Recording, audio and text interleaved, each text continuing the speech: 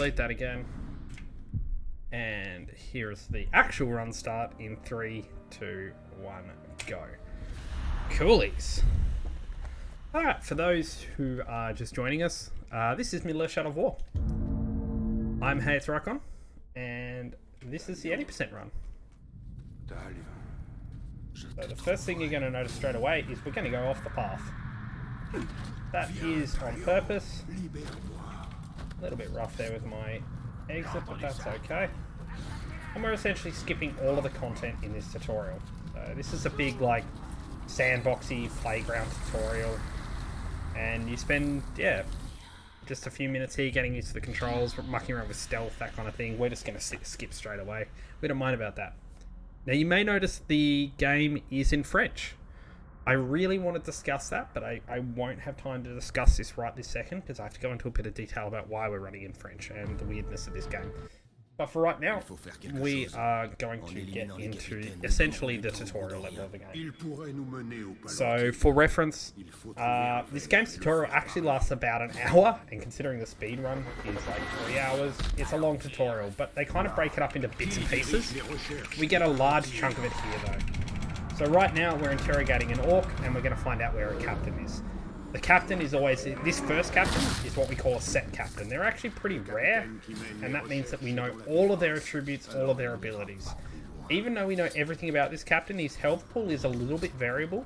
Not enough for it to matter in a speed run, but, you know, you probably would notice it if you were playing this over and over and over again. But for now, we have to encounter the bow tutorial. So, with the bow, we're also going to get our focus. So, everything you need to know is in the bottom left of the screen. And we'll get our bow here. So, we don't actually have to draw the bow back the whole way. And you can now see there's another bar. There's a white bar. Ooh, come on. There we go. This puzzle the hardest part of the game. There's a white bar down the bottom left. That's our focus meter. That allows us to slow time with the bow out. It also allows us to sprint. And right now, we're going to see our very first glitch of the game. There it was. Did you catch it? Let's do it again. That is actually a glitch. We call that the infinite sprint glitch. And it is so easy to accidentally do in this game that we even allow it in glitchless. Because, honestly, you've done it before. If you've played this game, you've done the infinite sprint glitch. You probably just didn't notice.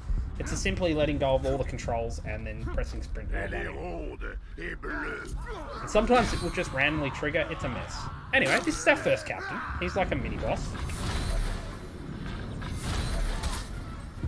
1, 2, 3, 4. I think I'm slow here. Yeah, I'm unfortunately slow. Actually... Oh, you didn't die. Thought he died then. There we go. Sword didn't land. So there was 5 hits there. That's enough to kill him, but the sword didn't land because it was interrupted by the neutral cutscene. That's okay. Not the end of the world. So I'll pick up a new sword. We're forced to equip that there. That's fine. And then we're going to take off. So this, unfortunately, this tutorial is actually an escort quest. As annoying as that is, there we go. It is an escort quest. I'm going to get a stealth on this guy.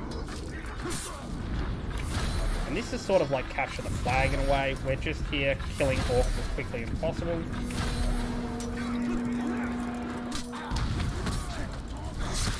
And that should be enough to trigger the next phase. There we go. And all we want to do in this escort quest is we get to each location, play capture the flag, kill X amount of orcs and continue on. Our only goal here is to stay in front of Hydra. As long as we're in front of her, we're okay.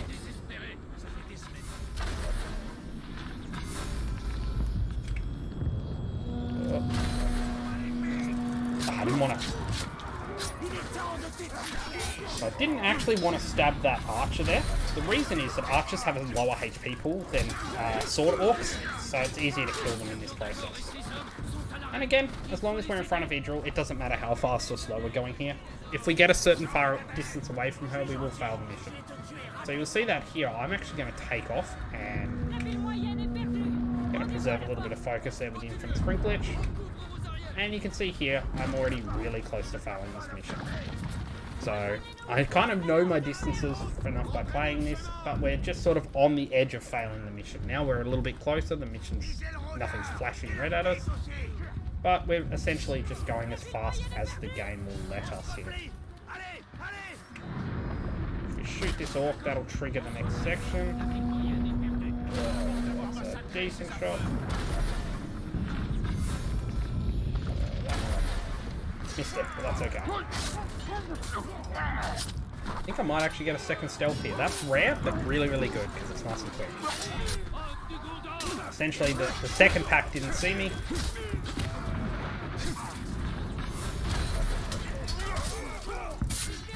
Excellent. And again, all we need to do is stay in front of Vigil here. I am going to take the coward arrows here. If we're going for world record, we would not take these arrows, but we'll just pick up those coward arrows there. Technically, they can help us if we don't have a perfect fight coming up, but otherwise you don't need them. Now we're just going to run in front of Idril, run into a cutscene trigger, and we're going to unlock the glaive, which is, funny enough, I did this as well when I played this game very casually. The glaive is really not utilised well. And now we're going to see our second glitch. So you can see there, every time I pull out the glaive, when I want to do it quickly, I'm quickly pulling out my bow. And that's actually, we call that quick glaive. It's kind of halfway between a glitch and not a glitch. It essentially just allows us to reset the cooldown. Now I'm going to drain this last orc here. Draining him prevents a slowdown animation, seeing how cool the orc died and everything. Alrighty. So now we're going to unlock a talent. We're forced to take Elven Swiftness. Even if we weren't forced to take it, out of all the options we have there, we would still take Elven Swiftness. It essentially allows us to sprint up walls and to get free focus boosts over objects and bits on the ground. So there's two types of cutscenes in this game. This is an in-game cutscene. These are unskippable, unfortunately. And then you've got cinematic cutscenes, which are skippable. So, I'm going to try to roll here. The game's going to force us to open up the menu to look at photo mode. We're not actually going to bother looking at that. And we got the big boy jump. That's fantastic. It's actually a fairly tight jump just to land down there. Usually I land on the roof. Thought I'd go for it, bit of flash. So straight into another cutscene. This one's nice and quick. Nothing too major about here. Just listening for an audio cue here because we can do something before an animation. As soon as he starts saying purify, you can actually hold the E button before the camera catches up and you can start channeling. So purify is purify in French. Again, I'll explain in a moment while we're playing in French. I will have some time coming up, not this split, but the next split afterwards, and we can go sort of over why languages are the way they are. But for now, we're running to the second mission of the game. This is a funny one here. This is mandatory, but even if this was not mandatory, the ability that this mission gives us is so worth it for us that we would do it even if it wasn't mandatory. This is going to unlock a new ability for the first game. It's going to unlock an ability called Elven Rage, and we'll go through the tutorial and you'll see that now. Here I'm just going to turn on Elven Sight again. That opens this door, so we open it before we get there. And now we have to build our Elven Rage, which again, bottom left, all of the information is there. We're now going to have a second bar around our health.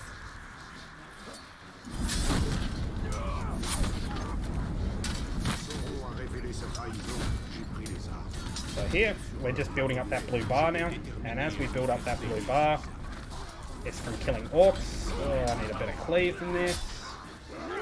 Doesn't actually matter if we kill our orcs or enemy orcs. We usually like killing enemy orcs because our orcs will also give us a little bit of wrath here, but... There we go. So this is Elven Rage. It is by far one of the strongest abilities in the game. You can see there, it basically slows down time and lets us go berserk and do a ton of damage. It has a multitude of glitches assigned to it. And we'll see those hopefully later in the run. They may or may not be used. A lot of the glitches in this run, I'll keep saying they may or may not be used because this run is so variable based on the orcs you get, the patterns you get. If you have different elements in the game, it's very variable. So there's only a few glitches that are guaranteed to happen. One of the glitches will be from Elven Rage. Well, that's not even actually guaranteed. That's we really hope it will, but sometimes it doesn't happen. Here we're unlocking gems, and we're unlocking a skin. Even though we're actually already in a custom skin, the game still makes us look at the menu. Oop. And we go from there. So there's no point in unlocking talents at the moment. We've only got 1 point to spend. There's nothing we need for this upcoming mission. Alright, this one's a fun mission. This is really cool. It's got a few little tiny baby glitches in it, and it's got a little bit of breathing room where I can explain why we're playing in French. And it's a funny story. I like telling the story about why we're playing in French, but for now, we're going to run past here, speed past Idril. We've got a bad spawn of orcs here, unfortunately. Yeah. Oh.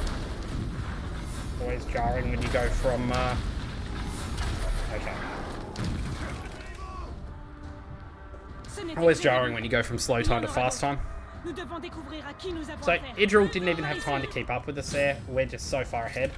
And here's a fun little glitch that another runner Kaiser found.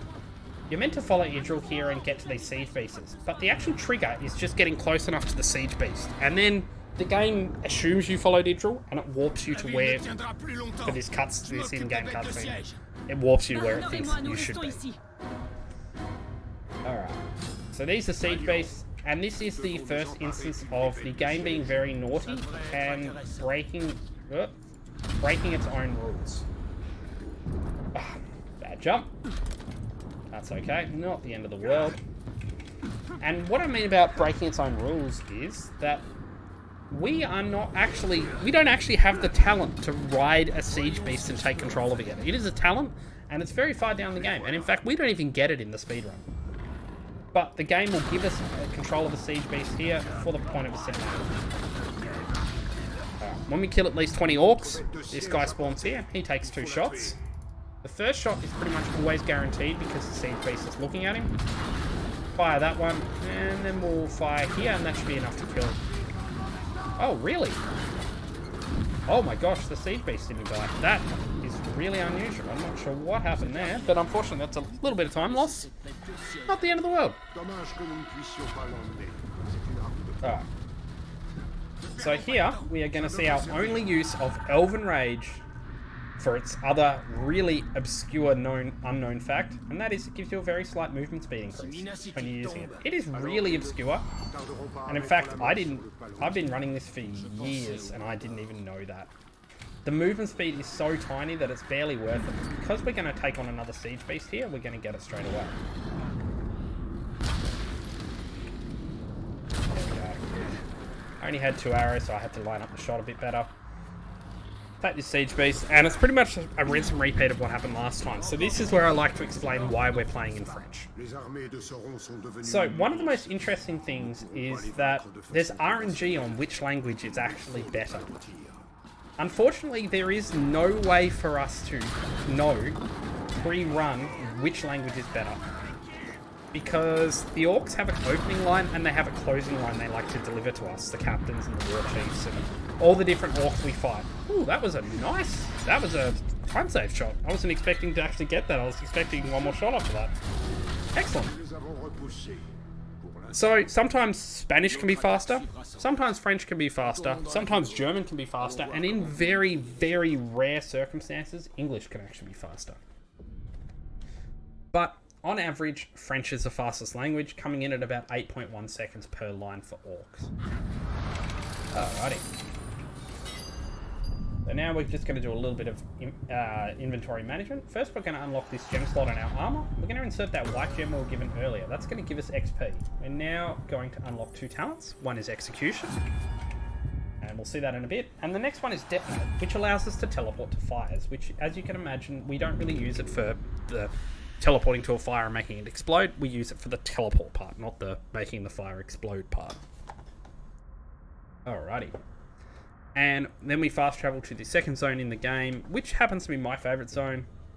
This is Kirith Angol, and it is very, very nicely designed. It's a massive, intricate set of caves. It's really, really cool.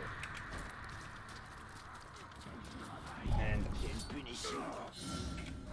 now we're going to unlock another bar in the bottom left above our health bar. That's an orange bar that fills up, and that's our might meter, and that essentially allows us to execute. Think like Batman Arkham series or any of those games. You build up a hit combo, you unleash it by pressing a button when you've done a certain amount of hits. But it's not a combo system in this one.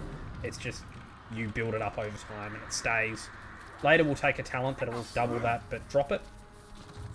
And here is our first bit of really good RNG. In this cave here, in this cage here, we want a Karagor. This guy here. And it seems really weird. We're just going to turn and face him. We're going to get this prompt up, and then we're immediately going to start the mission. That'll come in handy later. But for now, I want to show off a cool little secret I found. This is a new routing change that I found here. If we walk the right direction... Oh, we didn't get it. That's unfortunate. I was not far enough over to the left. But that's okay. What I was hoping to do was to get this big fella to climb the building. If you climb the building and you explode that barrel, for some reason he just dies. Not exactly sure why, but it's really cool. Unfortunately, he didn't get it, but hey, it's only a few seconds of time, so not the end of the world. So now we're essentially on another escort mission with Gollum. Thankfully, we can actually outpace Gollum. He doesn't care because we can't get far enough away from him that it will actually matter. Okay, and we're going to roll into this cutscene here. Skip another cutscene, and we're going to go straight back the way. Keep going, basically, through Shelob's cave. So, we're essentially interacting with Shelob every time we go into one of those cutscenes in this area. We're never going to see her, but in this version of the game, she's a attractive lady, and it's very confusing and weird and makes me a little uncomfortable, but that's just what the developers decided to do. Instead of her being... She's also a creepy spider, but she's also an attractive lady. It's very strange, but hey. Right now, this mission is interesting. We are hunting an assassin. Oh, that was a bit slow by me. We're hunting an assassin here, and we're essentially tracking his kills. So there's some interesting routing here, because we need to keep within a certain distance of Gollum. If we get too far away from Gollum, or he will break his, essentially, escort, and... like this, apparently. Wow, I have not broken Gollum's escort here in ages.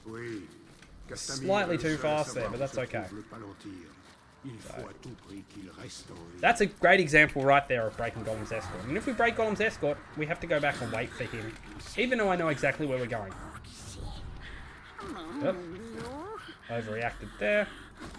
Get off the wall. Sometimes Talion likes to do that. Bit fun. All good. Here's our second victim. The orcs are really nice in this area. They actually let me inspect the body completely before they'll attack me. Head back to Gollum. And here we're going to walk for a tiny bit, and then we can take off. Yep. That should be enough. Gollum will now follow us. And if we've done everything right, these guards will spawn. Brilliant. So we kill this guy, kill these. The Elven Rage, and then we're going to again use it for its increased movement speed. There's only a little bit of it left. And because I'm low on focus, I'm going to jump over that fence. And I'm going to take the free focus jumps that I get over these rocks and let my focus recharge for a bit. We'll drain this guy. And we'll grab some information off him. Alright, so that's our next target. Pop this guy's head, and if we are quick enough, we can jump off this ledge as the cutscene triggers. Brilliant.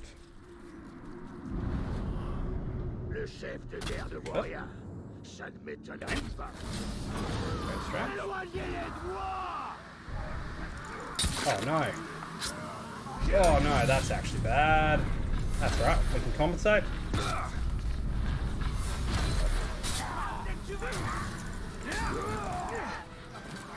Game, you're testing me today.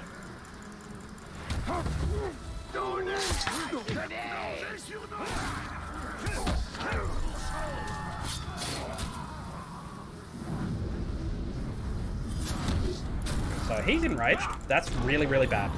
But thankfully we're able to kill him nice and quick. That was a bad fight. I'm going to be perfectly honest, that was a bad fight. But that is a good drop. Getting a bow drop this early, nice and good. Lost a ton of time there, unfortunately. Sometimes that happens though. Not the end of the world. And we're quickly going to equip that bow. Brilliant. We're then going to go to our map view, and we're just going to fast travel back here straight away. Cool. So we're heading to the next mission, No Man's Land. This is a fairly pretty, I wouldn't say boring, but it's a fairly bog standard mission. We're going to quickly teleport over this fireplace, get the extra distance there. And head on up here to the mission start area. So this is another animal encounter. This is the Grog encounter.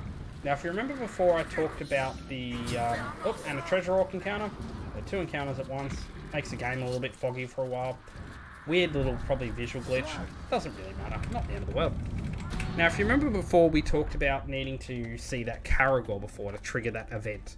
You're actually going to see the outcome of that in this mission. But first, we have to learn about summoning the boys. We don't actually use summon the boys that often, to be perfectly honest. So the game is, again, we're still in tutorial land. The game is summoning the boys for us, essentially. And now we'll summon the boys to kill that orc. Ignore the guy having a wee. And then we're going to do one of those puzzles. Those puzzles are the hardest things in the game. Honestly, I struggle so much with them for some reason. Now we're going to jump over this guy for another boost, and that should allow our focus to regen. Now here we're going to see why. This orc captain is always riding a Caragor, and the first time you see a Caragor, it spins around to face it. So if we hadn't encountered that Caragor before, we would not have been able to do this, which is a stealth attack on that orc.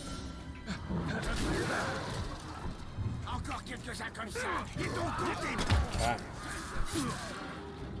So here, I'm very specifically keeping this orc stun locked. And the reason I'm doing that is because this orc has an opening line and a closing line. So I'm trying to avoid the opening line by stun locking him, and I'm trying to avoid the closing line by killing him while he's stunned or while he's incapacitated, or using something like the glaive to kill him. Basically, as long as we can keep orcs in some kind of state of stun or animation lock, they're not able to talk to us, and therefore we can skip having to talk to them, which takes a horrendous amount of time. That can take upwards of 30 seconds if you get a really bad orc. So here we're going to grab Caragor riding, and we're going to grab pinning. Pinning is another way to stun an orc, and we're going to use that in a mission upcoming. So now we're going to round this corner, and we're going to look like we're just randomly brutalizing orcs for no reason, but this actually does have a reason. We're going to blow up this container. That gives me a little bit of Elven Rage, as you can see in the bottom right, that blue bar. We need all the Elven Rage we can get at this point, because in 2 missions time, we've got a really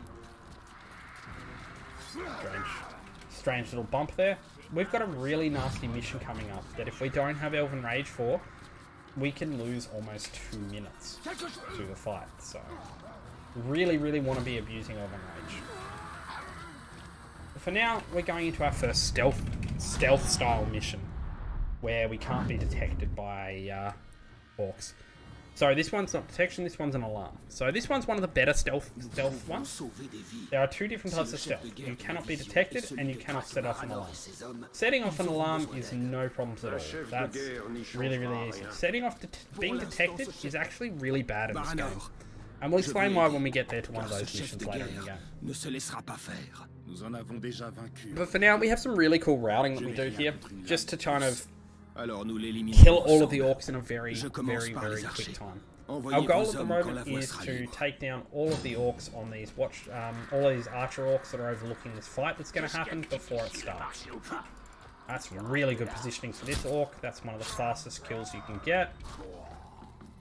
So here I'm going to turn. I'm going to seemingly blow up a random barrel. That's important. And if we're lucky, that should kill that orc there. Oh, okay.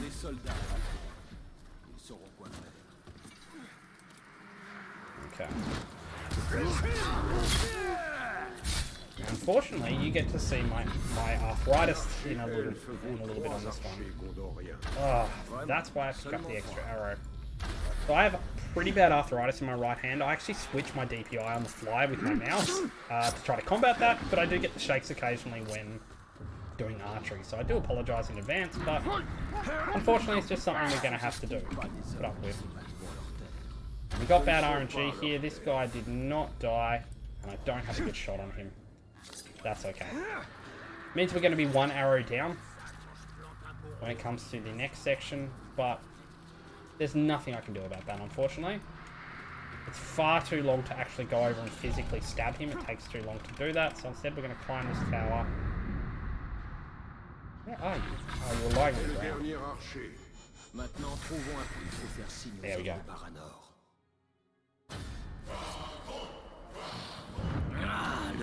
So this is our first encounter with a Warchief. So Warchiefs are a little bit different to captains. They usually, essentially they're just higher ranks. They're the same kind of orcs, but they have higher ranks. They have a greater chance to have stronger abilities and a larger chance to have less weaknesses. So this guy is meant to be a really dangerous orc. Especially considering how low level we are, he's quite dangerous. However, we've got some pretty good mitigation techniques.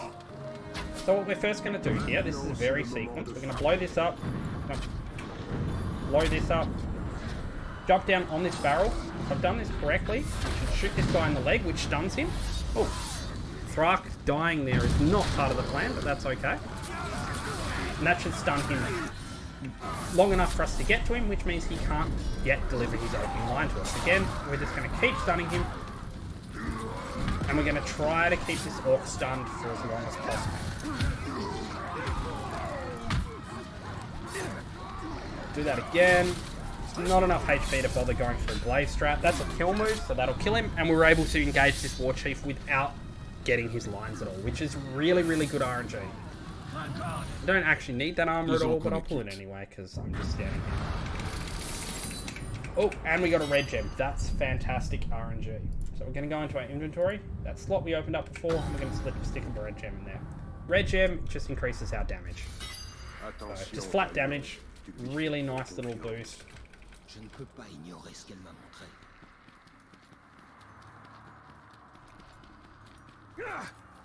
Alright.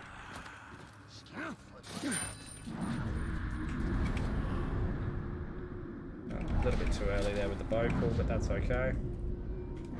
That orc really in the way there? Oh my gosh, he was. Completely in the way of my campfire. We're going to teleport there, blow up that campfire, get some Elven Rage, and cut out a bunch of running.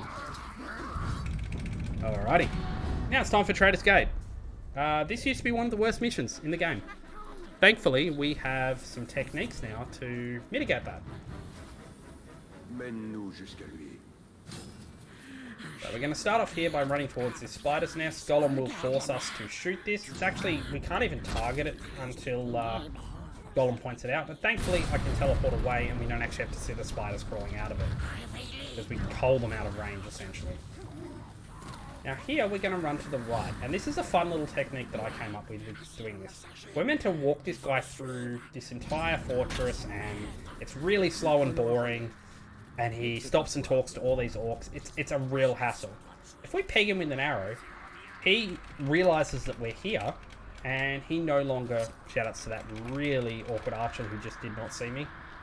But this orc now knows that we're chasing him and essentially will not stop. So I'm going to run along here, and we're going to beat him to where he's going.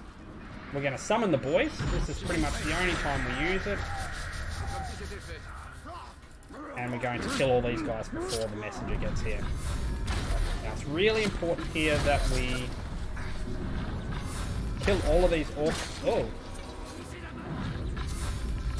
And now we have to de-summon the boys before they get here.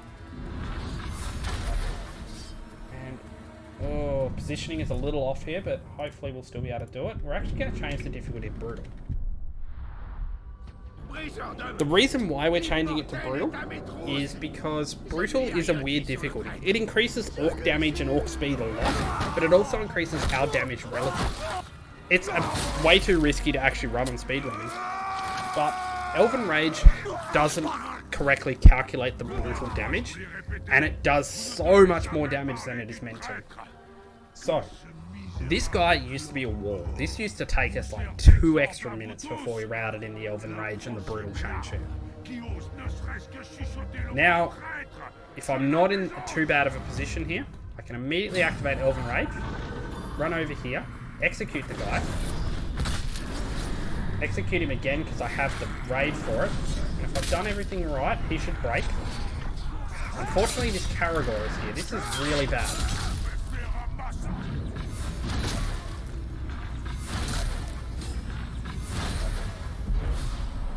Yeah, I don't think this Orc's going to let me. Alright, that's fine. We're going to switch it back to... Now that we've stunned that Orc. That should be enough. There we go.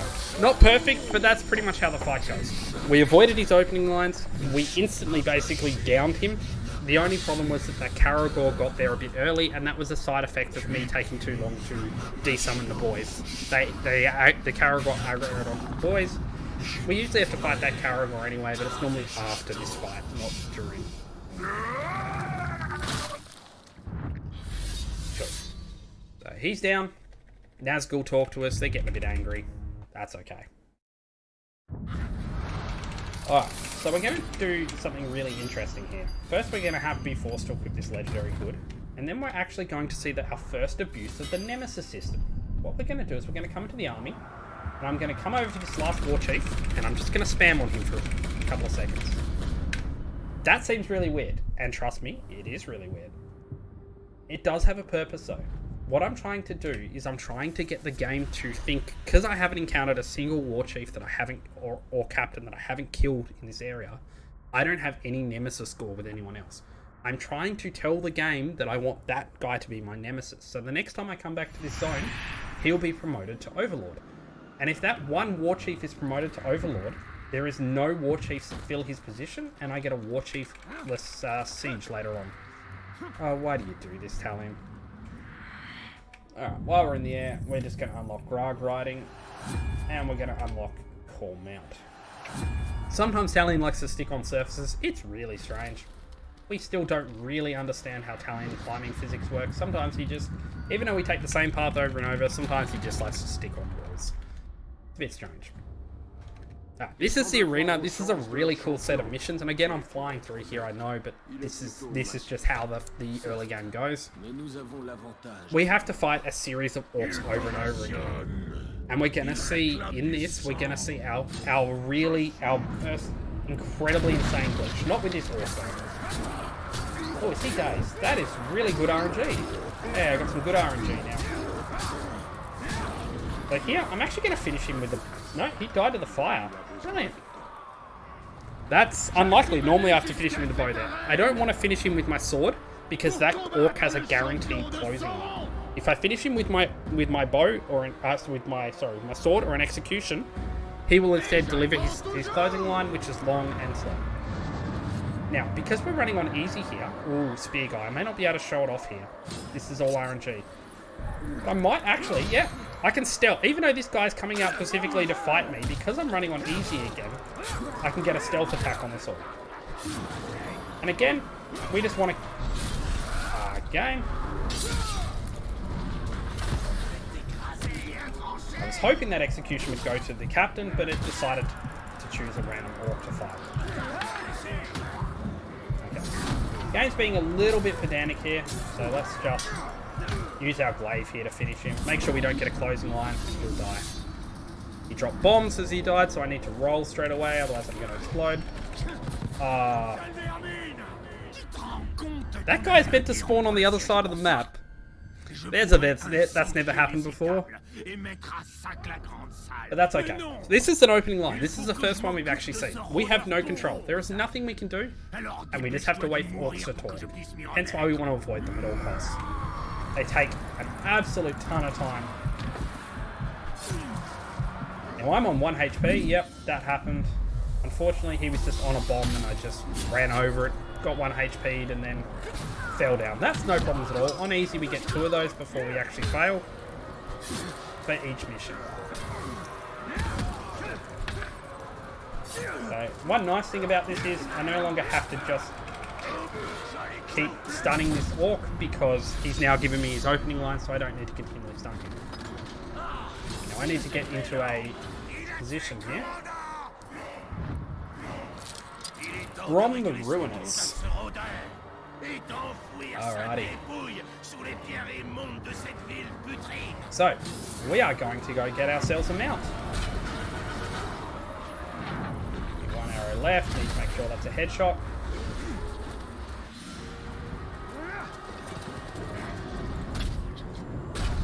So here I'm just pitting him to try to keep his mouth quiet while I run over a bunch of orcs. And this may look really weird, right? But what I'm doing is I'm building up my might on the Caragor. Here, if he wasn't so close to the wall, that would have been perfect. Unfortunately, he was too close to the wall, and Caragors like to run up walls instead of doing. What I'm trying to do here is perform a glitch we call the Caragor dunk. I got to name this trick, and I love it. It reminds me of the old Batman, you know, comics and things where all those words would come up on screen whenever big action happened. And there you go. We one-shot a captain. Really, really weird glitch. So to give you some explanation about how that happens, this game really doesn't cope well when height changes happen. That includes things like stairs, and it includes things like bowling over captains.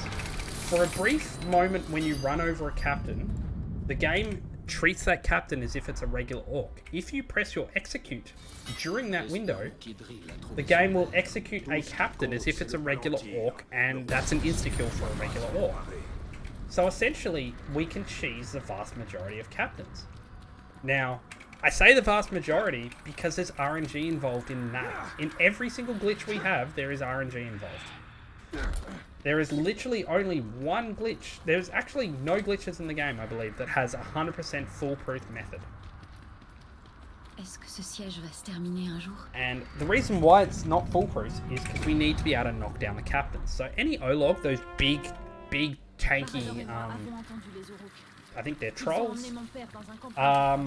Any of those we cannot bowl over with a Caragor, and any orc that has the Beastmaster usually contains a beast-proof tag, which means he cannot be knocked over. So a little bit of RNG depending on what we get there, but it's nothing we can't deal with. Also, shout out to these humans who are completely fireproof by just being tied to a pole. So if you're ever in a fire, just tie yourself to a pole, you'll be fine. Disclaimer, that is a joke. Do not actually do that, just get out. But yeah, all the humans in this game are completely fire immune when tied to poles. It's weird. I'm going to tell Idril to kill that orc over there. I'm going to blow up this, which will trigger this orc to come over here, giving me a nice easy shot on his head here. We're then going to free these captains. And you might be wondering, you know, is there a reason I'm also going around and killing all these orcs while freeing all these captains? And it's not just because they'll get in the way. The thing is that immediately after I finish and freeing all these captains, the game will tell me that I need to go and make sure that I've cleared all of the other orcs in the camp before we proceed. That guy was too busy focusing on Idril and didn't actually see me running directly at him, just like this guy here. I'll roll, grab these arrows, vault over here, squeakily stab this guy. And if this guy's not aware of me, I'm also going to give him an old stabbing. Idril's taking care of most of the crew, and now I'm going to summon my Caragor. This guy's name is Carabrimgor, named after our other half, Celebrimbor. And you can see here we've now got a mission objective to defeat the remaining guards, but we've pretty much cleared them all. Thankfully I can shoot through that, no problems at all. And then we can immediately run to the objective. Now here we're meant to do an escort mission, but thankfully at the end of this area there is another mission that overlaps that escort mission that just says, hey, you need to kill everyone on the bridge. So if we teleport up here fast enough, the game will be like, oh, right, yeah, just kill everyone on the bridge and it'll be fine. Just turning my camera to make sure, yeah, sometimes that guy does not get hit by the fire. Please get off. Hellion really likes to be sticky sometimes. Alrighty. That was really, really good. That was a really good Before Dawn. That's one of my favourite missions. It just flows so well. And unfortunately, we're coming to the end of Act 1 here. We're still not out of tutorial land. Keep in mind, the game still has more tutorials to throw at us, right? Coming up. So this is the fall. This is an extremely long mission. And it's broken up into many sections. The first section here, we're going to be using our glaive. Now, one thing we will not be doing while this timer is counting down is we will not pulling out our bow and we will not do an execute unless it's on a dragon. But I'll explain that if that happens. Because the timer up top is actually tied to the in-game clock, every time I use an execute or I pull out my bow, the actual timer slows down. And since we want to have the timer go as fast as possible, we're not doing that. Hence why I'm not doing fast glaives here.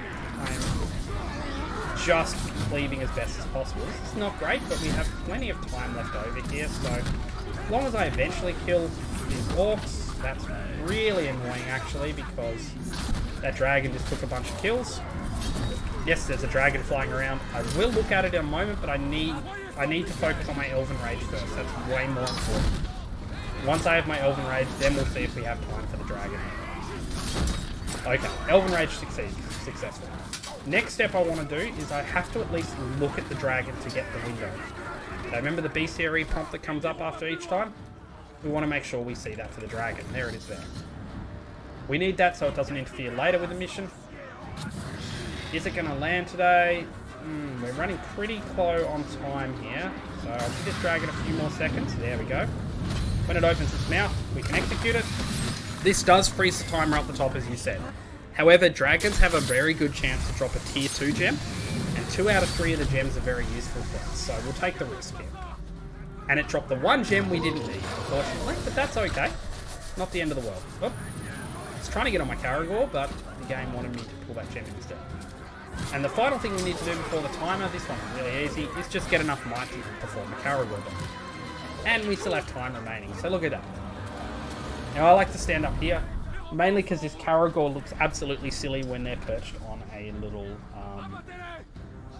perch like this. They just look so tiny. Remember, these things are more based on cats and dogs, so yeah, I find it very funny that it's kind of perched like this.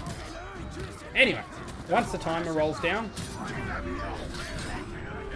we're going to get a captain to spawn. We'll see him here in a moment.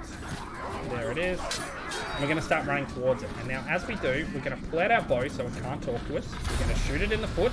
Doesn't matter that it's enraged. And we're going to Caragor donk it.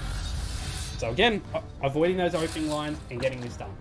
Now, I am going to try, and I mean try, I probably won't get this for the hardest glitch in the game.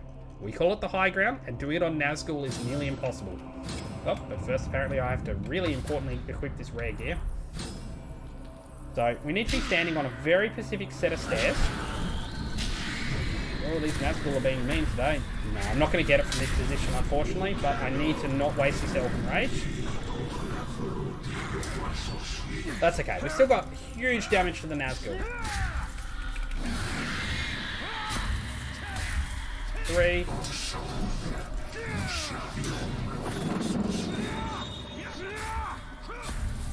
So here, we kind of want to just tap each Nazgul 3 times. We don't want to hit them a 4th time. We want to switch our target.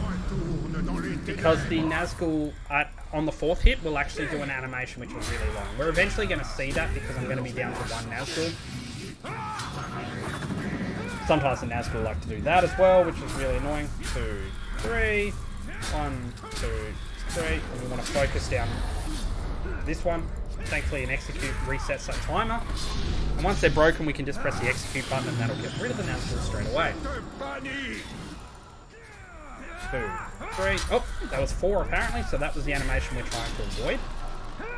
But it gets harder and harder to avoid as there's more Nazgul. And you can see there they occasionally do special attacks, and I'm going to try to interrupt those as best we can. 2, 1, 2. But this is essentially how the Nazgul fight goes. It's very, very simple. And now we're down to 2 Nazgul. They've got pretty decent HP. I actually want to execute the other one over here. Yeah, this one. So I want to try to keep these Nazgul as balanced as possible at this point. Oh, that was one too many hits there, but that's okay. I was going to get interrupted anyway. Okay, this Nazgul, it is time for this one to go. And finally, we're going to fight this last Nazgul. There we go. Got him down. Brilliant. That's really, really good. And this is essentially where, if we were doing an any % Act 1 run, this is where any % Act 1 comes to a close after this little cutscene coming up. And this little straight run down a corridor. Now, this is the one instance of the game where we can't take off sprinting straight away. For some reason, when you come out of this cutscene, your UI doesn't load straight away, and if you sprint before it does, the game gives you what we call a donkey sprint, which it means it chews up your focus, but it doesn't give you the speed that you'd expect from a sprint. Now, we've got quite a distance to travel, so I'm going to be jumping over these rocks for these free sprints whenever I can. And then you're also going to see me do the infinite sprint glitch like that. It is very, very slightly slower than just full sprinting, but it allows you to preserve your focus to the end. Now, you don't need to pick up those arrows anymore. That's a force of a habit from an old route. It doesn't actually lose or save any time. I just do it because it was in the old route. It was really vital in the old route. Now we come up here. And there we go. That is the end of Act 1. Not the end of the 4 mission, but the end of Act 1. That's where the Act 1 any % speedrun ends. Basically, story-wise, we've got our Ring of Power back. The new one that we created, that's not Sauron's, but our own, that Celebrimbor and Talion created. And now we're ready to build an army. We have our full power back. We're back to being full Bright Lord powered. And we're going to start by building an army of archers in the worst possible stealth section. So this part of the fall is unfortunately one of those mandatory stealth sections where we don't be detected. Now, normally it wouldn't be that bad. The problem with this, obviously when we turn an orc to our side by branding them like that, now that we have the ring, they're no longer going to detect us. But the problem with this mission is the fact that this game is console designed and then PC ported. And normally that wouldn't be too bad, except for the fact that the button for yeet myself off an edge and brand an orc is the same button, and it's context sensitive, and you cannot unbind the buttons between each other. So when I'm trying to sneak around and do this as fast as possible and brand these orcs, if I'm not paying attention and I don't have the red outline on the orc and I press the button to brand them, I'll instead usually yeet myself off the edge in front of the orc, be detected, and fail the mission. Also, shoutouts to the time that I completed this game with dance mats. Yes, it was very difficult. But this route that I'm doing right now around these archers came from that dance mat route because I couldn't do the normal route. And it turns out that was actually faster. So, fun little fact for you for today. Me playing this game on dance mats actually found a very small routing improvement. So here, we're told to activate the orcs. And I'm going to assume my archers have got this. They usually do. There's a very, very small chance they don't, but that's okay. Come on, archers. Okay, we're losing time, unfortunately. Usually they've got this by now and they've cleaned up completely. And I can be here for the next mission. There we go, they've cleaned up. No point going back because it's a waste of time.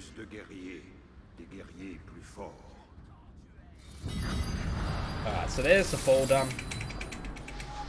And now what would any usual person do? The moment you have the ability to brand orcs, well, why wouldn't you brand a captain? So we're again going to see an instance of the game breaking its own rules. Now, the developers never assumed you'd come to Nurnen this early in the game. And here is Bruce the Chopper. He is level 19. We are only allowed to recruit orcs that are our level or below. That causes a bunch of really bad routing issues in this game.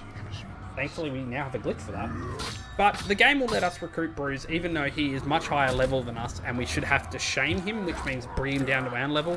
So we'd have to fight him, shame him, and then normally fight him again, and then this time recruit him when he's on low HP. But thankfully, the game's just like, nah, bro, you got this, it's all good. You can just have him. I'm going to jump in here, and as I'm jumping, I'm going to go into my character, and I'm going to unlock a really strong ability. Brace of Daggers is not it. That's a terrible ability. We'll never use it in the game. But we'll unlock this mutation for Elven Light. And this allows us now to do an AoE fire attack. Bruce does not like fire. In fact, Ologs are really normally very hard to stun. And this is basically one of the only ways we have to stun an Olog. Unfortunately, it's very, very, very hard not to get Bruce's opening lines. Also, shout out to the English version of Bruce, who's Australian. You know, my heart. But essentially, Ologs are really, really, really easy to fight, but they are very, very, very slow to fight. So instead, we're going to use fire. Because that'll stop Bruce from attacking us. We should be able to get a bunch of attacks. Unfortunately, Bruce is not on fire again. And you can see here, this is what's slow about Ologs. They force you to constantly slide between their legs. Here we're going to set people on fire again. That should be enough to very close to, yeah, break Bruce. And we're going to try to take Bruce. Oh. Alright. They're not playing nice, so we're going to use a little glitch here. Going to bring Bruce over here. Going to come into this hole. And, oh, this Olog's in the way. Bruce cannot come into this hole, neither can any orcs, so we're able to take Bruce that way. And there we go. We now have our first captain. Pretty cool. Really, really interesting. Now. Oh, we got a white gem. That's good RNG. That's really, really good RNG. I'm actually going to unlock the slot in my cape right now. And we're going to insert a white gem, which is, again, more XP. Really, really, really good. Now, the game's going to try to tutorialize this. As I said, we're still in the tutorial. We're like close, we'd be close to 50 minutes into this run now. Or if not, a little bit more. And the game is still running through tutorials. So there's a lot to go in on the speed run. But it's all good. Now we're coming up to Violent Nature. This mission, it used to be the worst. It was like really heavy RNG dependent. It was really, really hard. We'd die a lot. And then one of our runners was like, why don't we just not use Elven Rage on Bruce, and instead we'll use Elven Rage during this mission. And all of a sudden, this mission went from being one of the worst missions in the game to basically free. It's so free, in fact, that my splits usually only vary by like 3 or 4 seconds here at most. So we start off by interrogating 3 orcs because we're looking for a... I don't exactly know what Carmen is. She's not actually... She's only this game. She's not really in the lore, I believe. By the way, shout outs to if you ever get lost in this forest doing this mission, you can just use your oven sight and you can see exactly where you need to go. She's some kind of forest spirit, but I don't really know what she is. Anyway, we're trying to figure out where she is. Turns out she was behind us the whole time, as we can see by this pan. The game forces the camera to do this. And then, oh my god, golly gosh, there is a tree behind us. I add you to my army! Punk Shifter, thank you very much for the sub, mate. I really, really appreciate it. Alright, so here, I'm going to quickly stab this guy. And then for some reason, we don't know why, if I pull out my glaive and hit it, it clips into the ground, clips out of bounds, and instantly dies. Don't know why, but that's part 1 of the fight. That's really, really easy. Part 2 is where we used to really struggle. Part 2 is the Elemental Grog. You can see him right here. Used to struggle is the word I like to use, because now we have Elven Rage, and we just do that, and he's dead. The other really good benefit of using Elven Rage there is I have a full might bar. And the third part of this fight is fighting a dragon. Now if I get into the right position here, I think yep, that should be good. This dragon is going to show us by breathing fire, and we'll have like a couple of frames here just to quickly shoot it with a donkey shot. That'll down it, and because we have full might, we can execute it, and that is the whole mission done. This, honestly, used to be one of the worst missions we rerouted it, and now it's just, it is so good.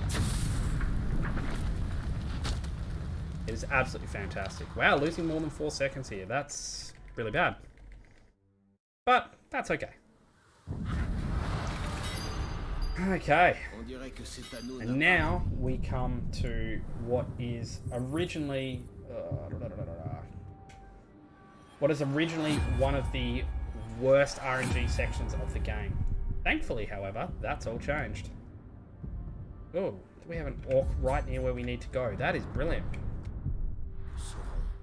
This used to be where runs came to die, this split. So originally we had to recruit 3 orcs that were our level or lower. Yeah, buddy, I'll let you out in a moment. Hang on. Sorry, my doggy wants to go out. We used to have to recruit 3 orcs that were our level or lower. Being that we're at level 12 here and the game doesn't really expect us to be here until at least like level 19, 20, it's a big pain, as you can imagine. Okay, so the captain is around here. I'm quickly going to climb this tower while I'm here first. Grab this Hadia. This is a fast travel point. Unlock these, and we'll fast travel back here. And I jokingly said in 2019, if anyone ever found a way to skip recruitment, I'll give them a big kiss, with their consent, of course.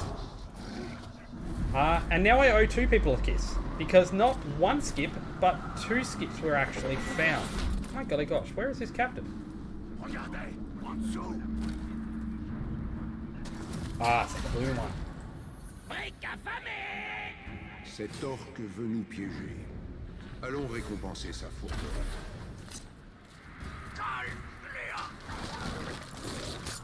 Okay.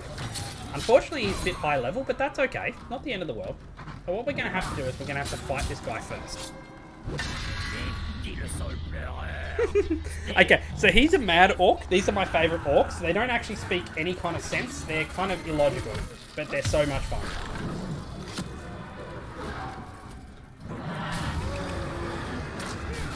But the mad orcs, their fighting has no... Okay. We've now got this orc. If the orcs around me will not interrupt me, we've now got to shame this orc. Now before, what we used to have to do was go fight the Warchief, hope he had multiple orcs, find multiple orcs, shame them, fight them again, multiple times. It was a big mess, right? Now, we only have to fight 1 orc because of a lovely glitch. First, we're going to have to go find this orc, and then we'll talk about the glitch, because it is absolutely bat poopy insane. I wish I had a better word to describe it, but honestly, the glitch is just beyond anything I have ever seen before in this kind of game. Alright, unfortunately this one's a mission spawn, but that's okay. It just means there's going to be another orc there that might mess us up, but we need to be very careful. Oh, he's level 12 as well. Wow, we're only going to have to use the glitch on 1 orc, not 2, because we can just... Oh no, because he's going to level. When we take this orc, he's going to level, and he's going to level out of our range.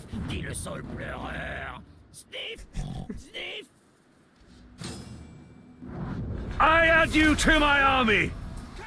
Hey, Storm Tower, mate. Buttons indeed. Buttons is the best one. Unfortunately, Buttons doesn't really exist that much. There's a crazy orc in the first one who used to shout Buttons, and he was everyone's favourite, and I cannot believe they did not bring him back for this one. I doubt I'm going to get this brand first time. Nope, I did. Alright, we now have an orc.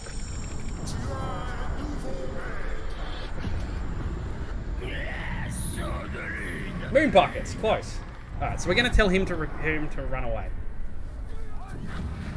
And now that guy should level. And since we haven't leveled, there's no point staying here and fighting him. I'm going to get out of combat. Oh! This is good. We also need this for the actual speedrun. So, this is the last set of tutorials we're going to have. And Bruce is essentially giving us, like, how do we use the orcs, how do we use captains, and what can we do with them. It's going to tell us to make the first captain our bodyguard, and that's actually really linked to the glitch coming up. So you saw how long it took me to recruit that orc. Imagine doing that, like, 2 more times, essentially. We don't have to, thankfully, we don't have to do that anymore. What we're going to do instead is I'm going to fast travel back to this location, and I'm going to do it from up here. Now, you need a controller for this glitch. You can be on console, but you need a controller. What I'm going to do... Oh, this is a really bad spot for this. Alright, what I'm going to try to do... It might take me a few times here. No.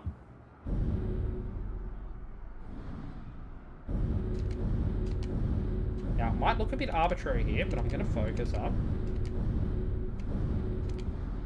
Close. Close.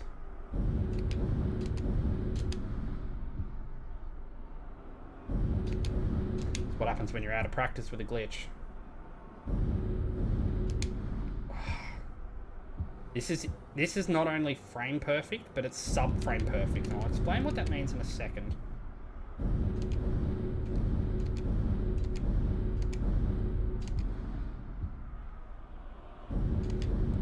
Well, that's probably not the best way to describe it.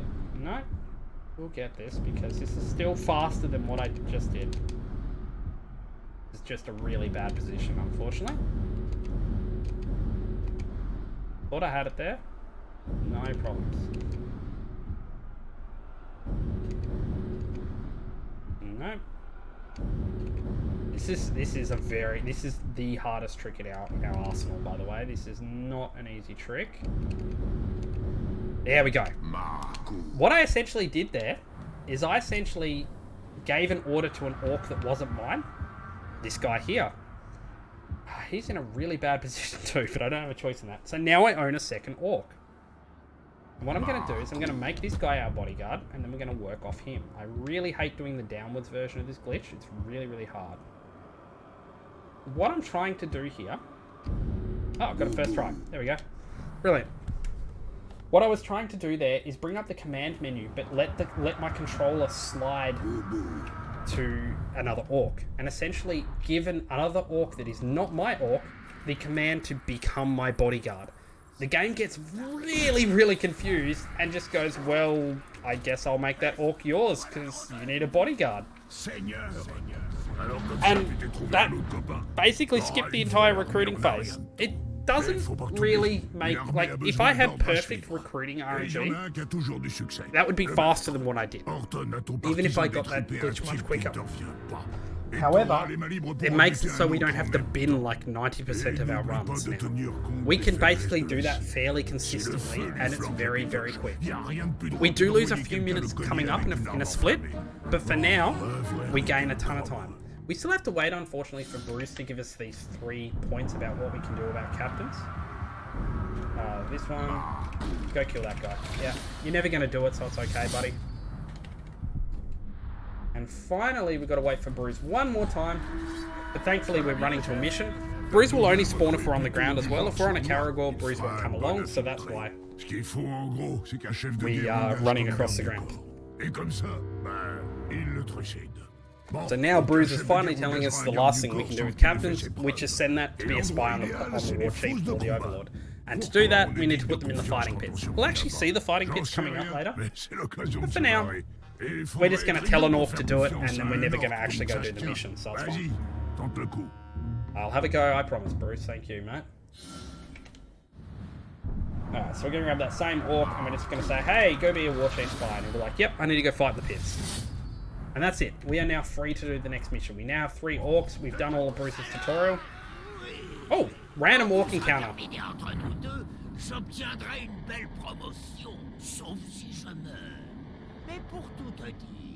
Unfortunately, this is just RNG and this is just time loss. There's nothing we can do about that. This guy just decided to show up, be a pester. We don't need him. We don't need to talk to him. We don't need to fight him. That's all good. We can now... I love gold! So, brilliant gold split there. We're going to say, hey, come with me. And start the siege.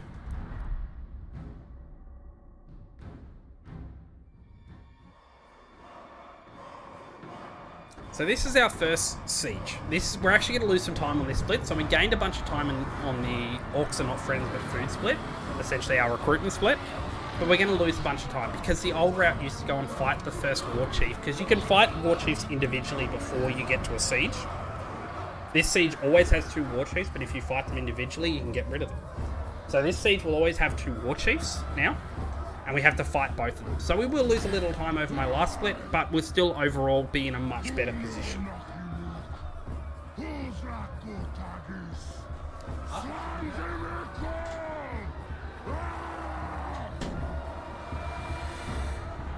Unfortunately, this is all in-game cinematic, so nothing we can skip.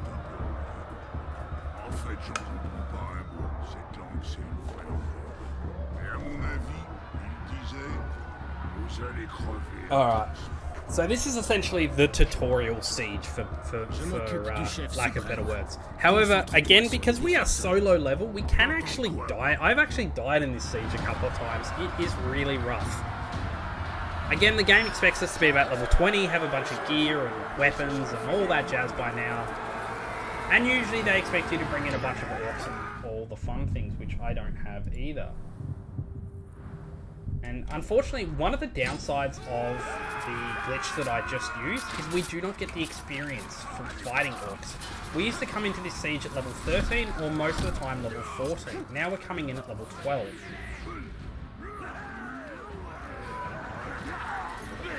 Open up with a stealth attack on that orc. He has a ton of HP, but that's okay. We're going to set everyone on fire.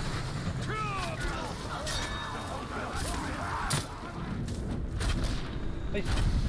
Get out of the way. Thank you.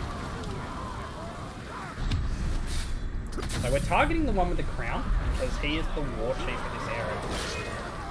I was hoping to get a shame on him to get rid of him, but that's not going to happen.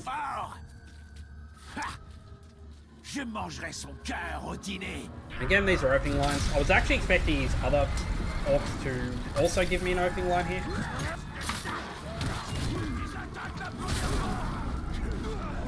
There we go. He's down. We have to kill each of the war chiefs before we can really progress. We can technically progress on without killing the war chiefs. Oh my gosh. My guy's bleeding. It's a numbers game here. We'll get him up because we need the extra numbers.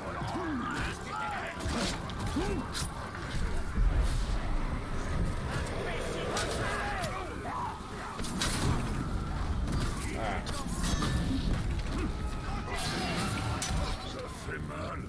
Oh, Bruce, really, my dude?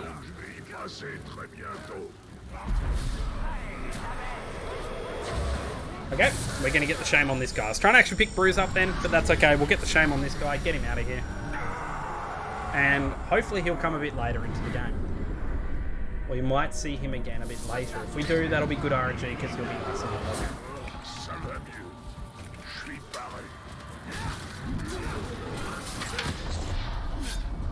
Until then, it's just really a focus on the siege, fighting as best we can, making sure we're dodging any attacks that come for us. Because we do not have a lot of HP at this point.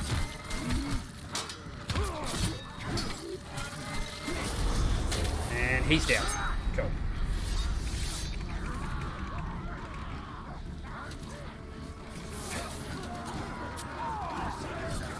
That should allow us to capture this first point. I'm going to summon my Karagor here. Bruce is going to teleport over there because Bruce has magical powers apparently. And we'll keep going in the siege.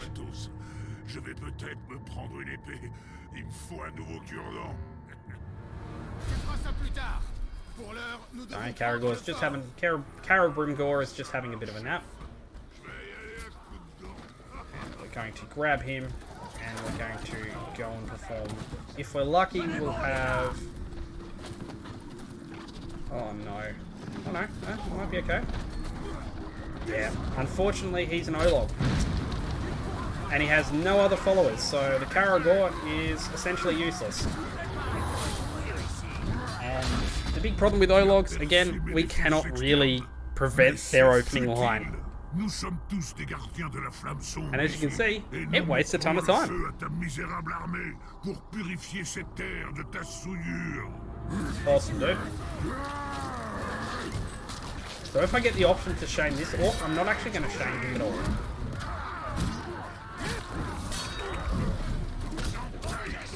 And this is why fighting Ologs is so slow. You spend most of the time rolling away from their attacks, which make you lose all your might if you get hit by them,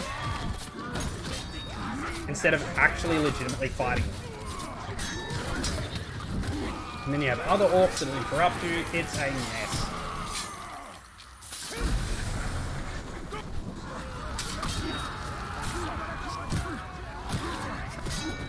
So even if I push him out of the circle here and we take the circle, he still needs to actually be dealt with. Oh, that was a mistake. That was a mistake. That's okay. This is a closing line.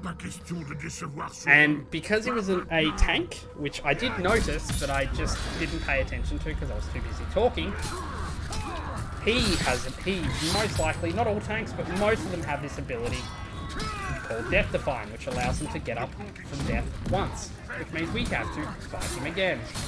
Really silly mistake there by me. I should have killed him with an arrow or with a glaive, which would not have triggered that, but that's okay. He's down now. Thankfully, Bruce and my other captain have been capturing the fort the entire time, so I can now walk up here, press the button, take the siege.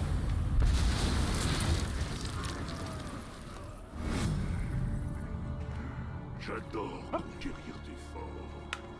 Quand celui-ci sera à toi, il te faudra un suicide. Oh, my chat's not working. That's really weird. That's really weird. My chat is not coming up on my bar on the right, but it is up on my phone. I really apologise, chat. I have seen you guys there, but I have not actually been able to talk to you. That is really bad. I'm really, really sorry, chat. I don't know what's going on. My window is completely blank. I just assumed no one was talking. But yes, Punk Shifter. Shoutouts to Arthas. And Buttons and Moon Bucket Storm Tower. I love it. I love it. Alright, I can actually see people on my phone, so I'll have to keep my phone up. But that's okay. Not the end of the world. These are called speeches. Unfortunately, they are completely uninterruptible. However, there is a glitch that sometimes makes it so they don't play, and instead Talim will just stand here in silence, and then they'll just end. You actually lose time when you get that glitch, because it takes longer for the game to realise that the speech is over, and you lose time. So, fun glitch that you can't control that makes you lose time.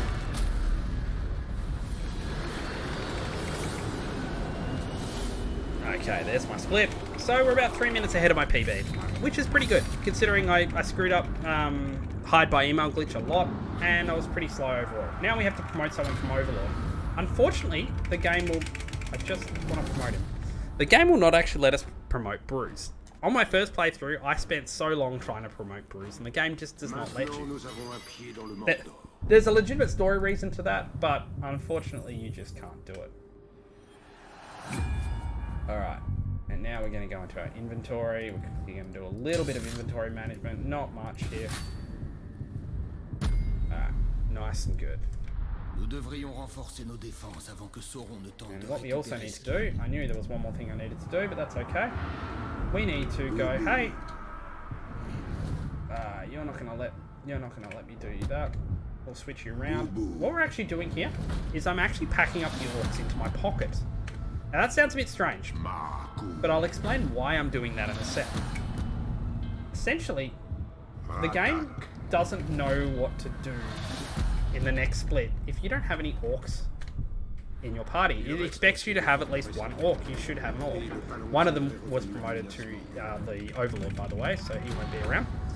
Now we're going to get a little bit of a spiel from Ratbag here about the in-game cash shop, which doesn't exist anymore. Thankfully, the developers listened to us players and took out loot boxes from this game. There's still some remnants of it, but loot boxes don't exist in this game. But this is Ratbag explaining how loot boxes work to you in a game sense. Anyway, back to what I was talking about. We've got a pit fight coming up. We don't have any orcs, so the game is going to have to give us an extra orc. And that's really good, because that means a free orc for us for later. We're also packing up in the pocket so that we get more free orcs later on. And we're just going to keep making the game force it to give us orcs, because we don't have enough orcs in an area to do a certain task, even though we should. Okay, now we're going to take that fast travel that I unlocked before. That's the whole reason we grabbed it. And which way are we facing today? This way. No. Oh my gosh. That was bad. The game got me all turned around because it faced me a completely wrong direction than I'm usually used to. Should have just gone with my first instinct, but that's okay. But what I'm going to do here is we're going to watch a pit fight. Now this is pure RNG. We have no control over this. So, to give you an example, I can put my hands up. I can take a break. This would be a good time for donations, by the way. This is completely automated. We don't control anything here. We just watch two orcs fight. Later in the game, when you play with pit fights, you can actually pick which orc you send in, and it eventually becomes like a Pokemon battle style thing. But you don't have any control over pit fights. You just watch the pit fight happens. And unfortunately, for this run, we have to. So we get to sit back, relax, have a bit of a chill time, and hopefully watch our orc win. Alright, boys. So this is the random orc that we've been given. Unfortunately, he is a shield orc, which means he's going to be slow, and this guy is rather fast, so our orc is off to a bad start. If our orc can get like 2 attacks in, he should kill this level 5 orc pretty quickly. But unfortunately, the level 5 orc is very fast, and our shield guy is very, very slow. This could be one of the rare circumstances where our orc actually loses, and that's a little bit bad, but it's not the end of the world. Like, it sucks, but it's not the end of the world. And he decided to use his attack to roar and summon in Caragors. Yep, our orc actually lost. That is so incredibly rare. That is fantastically bad. We lost a few seconds there and we lost a potential orc. But that's just how the game is. I'm not going to bother fighting and recruiting that orc. He's too low level. He's not actually going to be that useful. And that fight also took ages because it was versus a shield orc who had tons of HP. And guess what? After an hour and probably 15 minutes, yep, about an hour and 15 minutes, we are finally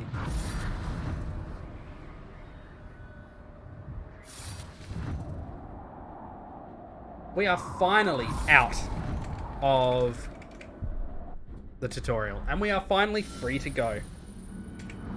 And yes, we are trying to record a special run, but RNG happens, and we'll see how it goes. This will probably be a submission video, to be honest, because I've been doing pretty good talking here, and I've really enjoyed this. So now what we're going to do is we need to progress a mission somewhere on another map before we can come back to Nirn and finish off the Nirn side of the story. So we're going to go to the last zone in the game and progress a mission, which will then require us to come to a different zone later on. So we're going to align all these missions. So this is the last zone of the game. Very iconic scene right here. If you can figure out what mountain that is, congratulations, you have seen or read Lord of the Rings. Alright. We are pretty low on... Yeah, we're a bit too low here on Elven Rage for my liking. So we're going to have to farm a little bit of Elven Rage. Unfortunately, it means we lose a few seconds, but... End of day, it's all good.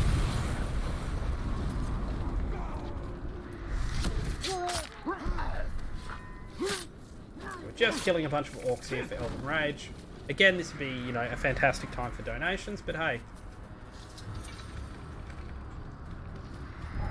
We're not doing a marathon just yet, but I'm hoping to get into ASM this year again. Doesn't matter if that orc sets off the alarm or not, I can see it on the map setting off the alarm, but that's okay, not the end of the world. This way. Almost there. He got clipped out, so that's fantastic.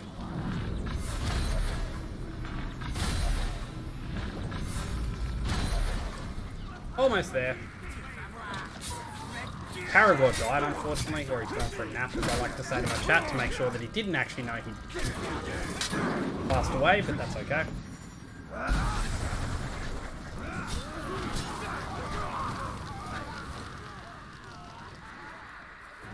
Alright, that should be enough Elven Rage from there.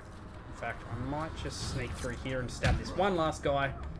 Definitely didn't need to do that, but I like to be triple sure because we really need Elven Rage for this next split. There is a skip here that if I do everything right will save us about 1.5 minutes to 2 minutes of time, and we really need Elven Rage for it. We don't really need it, we do need Elven Rage for it.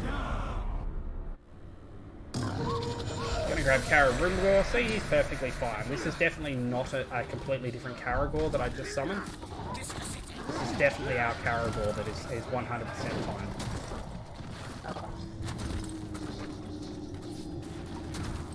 Sneak on that guy and kill him. Oh, that's not a good shot there. No. That's a good shot. Oh, this guy's in a horrible position. I think I got him. Yes, I did. Brilliant. Alright, so what I'm going to hope here is that when I blow up this barrel here, that Zog is going to get dazed. That would be good RNG. He got dazed! That's really, really good RNG. So this is Zog the Eternal. He has a cursed weapon. Cursed weapons have the property of removing Elven Rage when you're hit by them. But thankfully, Zog is usually fairly allergic to fire, and most of the time gets dazed.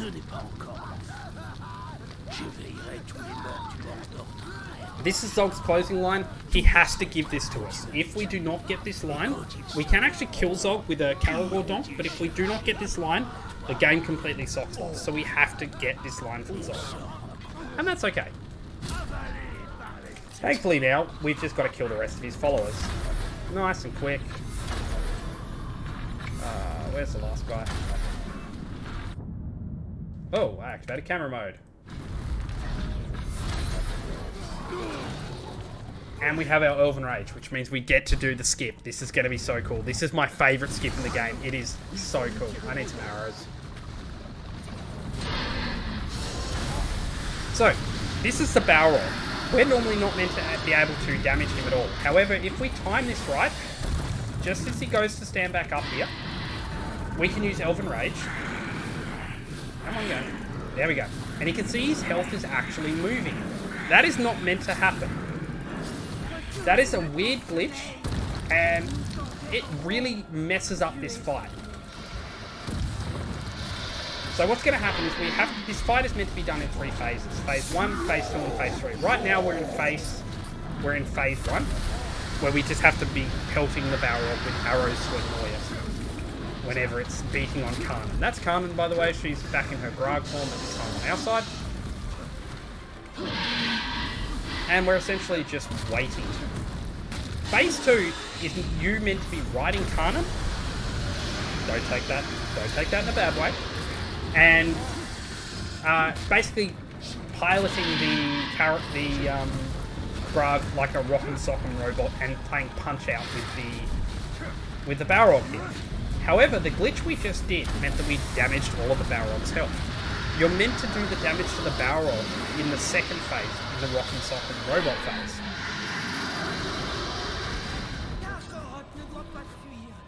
So what's going to happen is we're going to run up here, the Balrog is going to charge at us, and then the game is going to have a mini freakout. Oh, I did not get enough XP. Unfortunately, I'm not level 14. That's really bad, but unfortunate, but it is what it is. I don't have a choice here. But the game is going to have a mini freakout here and not know what to do, and it's immediately going to skip the entirety of Phase 2 because the Balrog is low enough HP, and it's just going to take us to Phase 3. Fantastic. Really, really good. Saves a ton of time.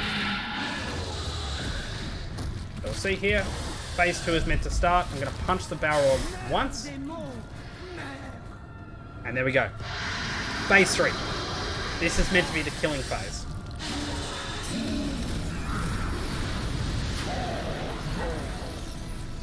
Now, unfortunately, I don't have the ability it wants me to use here, so I'm not going to be able to shoot it while in the air, but we simply put 1 arrow into it. In Phase 3, we're meant to put like 6 arrows into it, but because we got it so low HP, in Phase 1, we put 1 arrow into it and the fight is over. Really, really fun skip. Really, really cool. Really sucks when Zog breaks that for us, but it is really, really cool. I'm just so excited that happened. There's level 14. Not helpful now, game. And that is level 16, yeah. Alright, so now we're actually going to go take a little bit of a break from what we were doing. And we're actually going to go and do another siege. We used to go back straight to Nirn and do the Nirn quest line. However, it's really, really helpful. It's in fact almost mandatory at this point for us to be level 16 before we do that. And I'll show you why when we get to level 16, because it's really important. But this siege doesn't need us to be level 16. So we kind of just changed the routing and went, you know what, we'll do this siege first. Now, if everything went well in my siege before, on my little Nemesis trick where I was spamming the button over and over again on the Warchief, that Warchief will now be the overlord of this fortress. And it will mean that we'll get a Warchiefless fortress, which is really, really good. unfortunately, I can't do the cool movement technique through this area. This area has some really cool movement technique, but it requires you to be level 15 to do it. So instead, we're just going to do the old technique of bring out the Caragor and run. Now, one thing I am going to do here is I'm going to actually... And that's okay. Yeah, that's okay. That's going to be my catchphrase. One thing I'm going to do here is I'm actually going to go into my garrison, essentially my pocket. Now, with the garrison runs, we're only allowed to use orcs that we've collected this run. Thankfully, we've collected 3 already. And I'm actually going to deploy one of my orcs. Then I'm going to go into my army and I'm going to be like, hey, this guy's now my bodyguard. No, we're not doing HBE glitch here. We're literally just having a bodyguard. And it looks like I got the glitch. I didn't check the right side properly then, but that's fine. It doesn't matter whether or not you check the right side, but it looks like that Warchief that I wanted to be promoted to Overlord was promoted. I won't know until I get partway through the fortress and I can see that I don't have any Warchiefs. However, I'm pretty sure I got it. So that means essentially there's not going to be any resistance here, besides just regular orcs. Again, more RNG here. Depends on what speech we get, depends on what orc we get. The best RNG you can get in this... This is the second best RNG, but I got another mindless. Oh, that's so good. That is the second best RNG, and that saves you around 45 seconds. I'm pretty hyped for that, actually. That was really good. Alright, and now you're probably thinking, why don't you summon your Caragor here and run? Because wouldn't it be faster than running like this? Yes, yes it would be. Don't do that. We need our Caragor for when we go in the fortress to kill the Overlord. We're going to summon our bodyguard here, and mainly because he speeds up capture as well. When our bodyguard's in the point as well, we get our capture sped up. Now I'm not just killing these orcs because I feel like it. There is an actual reason. Each one of these orcs will slow down the capture speed very, very minutely. But you put enough of them in the circle here, and that gets annoying. The other thing I'm doing is I'm building Elven Rage. That is a backup strategy in case I cannot Caragor donk our lovely Overlord here. We then get to show you off the second best glitch in the game, which is called the Angry Toddler Strike. Hopefully we won't need it, but we'll see. Okay, things are looking good for a captainless, a Warchiefless fort here. Yes, we got it. So there are no Warchiefs. There are no big captains, Warchiefs, anything defending this fort. It is just orcs. Which is really, really good. Now, using that animation, that fire animation, does actually slow my capture speed slightly because the capturing does not happen while that animation is in play. But we're also building our Elven Light here, so it's worth it in my mind. If we were praying for perfect RNG, it would not be worth it, but I don't want perfect RNG because that's a myth. Perfect RNG never happens in this game. Take our second fort, and then finally we're going to take our final fort, our final location, and then we can go and fight the Warchief.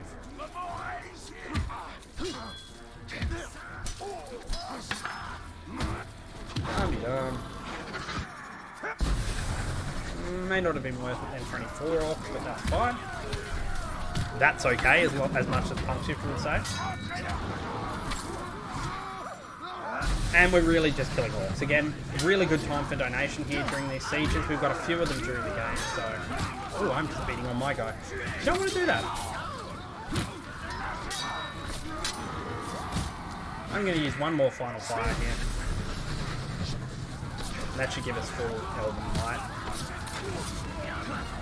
There we go. Capture, everyone will surrender, and we can run in and do the siege.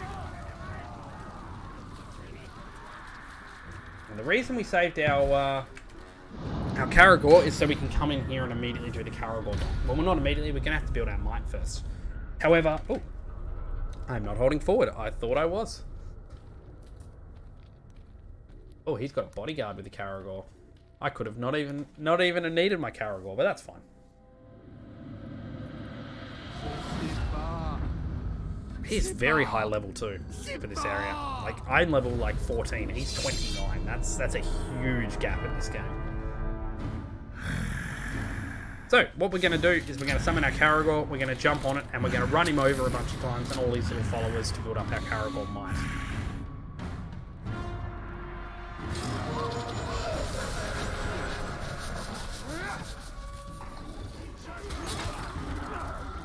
see here, we're getting close to our might now. Oh. Thought I had it, didn't have it. Let's go for another loop. And he's beast. Oh, I didn't notice he was not getting knocked down there. That's really bad. So we're instead going to do our backup here.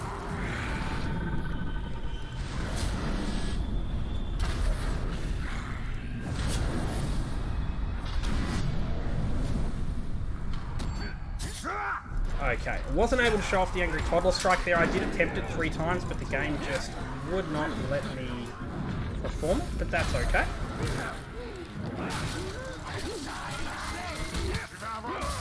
Instead, we're just going to kill this guy the old-fashioned way. A little bit of a time loss here.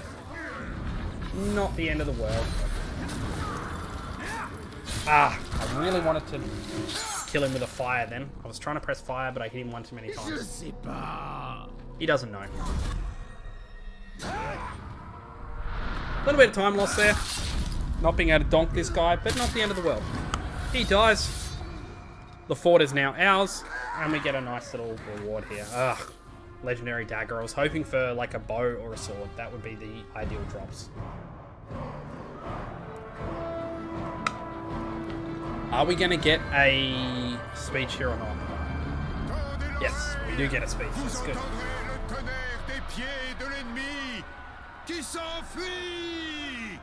En nous voyant triomphants, ils tremblent de peur, car ils savent. So again, not much we can say about this part. This is just a really chill. There's not much we can do here with these speeches. They're really quite chill. L'aube se lève pour le Seigneur de lumière.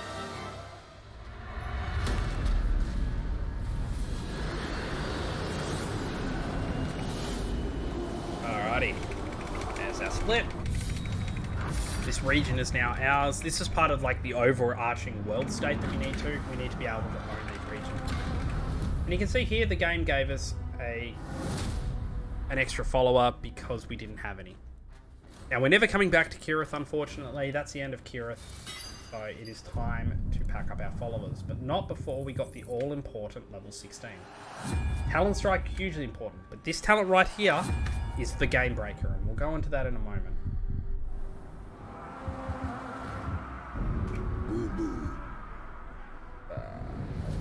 No, you need to be up here. Thank you. Always confuses me, that bit. We'll pack up this guy. And we'll pack up this guy. There we go. Lost his head. And we're now going to head back to Nern. We're actually going to use the map view here, and we're going to fast travel. So the first talent that we got there was Talent Strike. This allows us to aim our bow, and for the cost of 1 arrow, as long as we have focus, while we're in the air, we can teleport to where our bow is pointing at. Hugely, amazingly good. Unfortunately, it's stuck behind a level requirement of level 15. But we're still going to use it as much as we can. So we're going to jump out a little bit, and there it is there. You can see there, it's already going to save us a ton of time. Now, this is the best defense. This used to be a pain of a mission. Ratbag, what's up?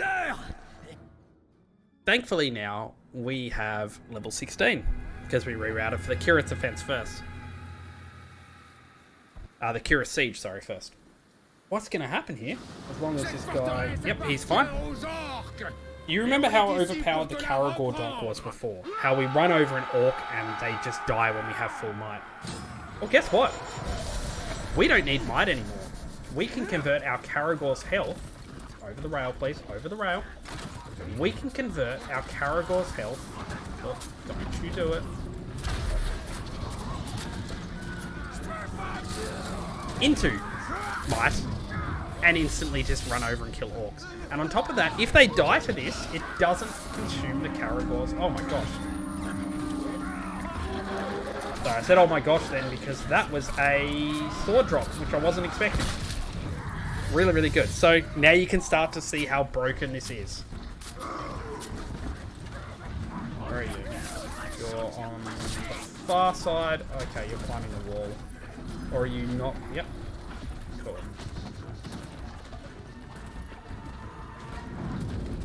Get him. That's fine. And you can see there, this is the pace at which we can cleave through most captains now. You can understand why we rerouted to do this siege next. Okay, that guy's on a Caragor, that guy's on a Caragor. Chances are this guy's going to be our... Oh my god, is that a pretender? Oh, everyone's going to be so mad in chat for me killing this guy. Yeah. Everyone's going to be so mad at me for killing this guy. He is like one of the favorites to collect. But, gotta go fast.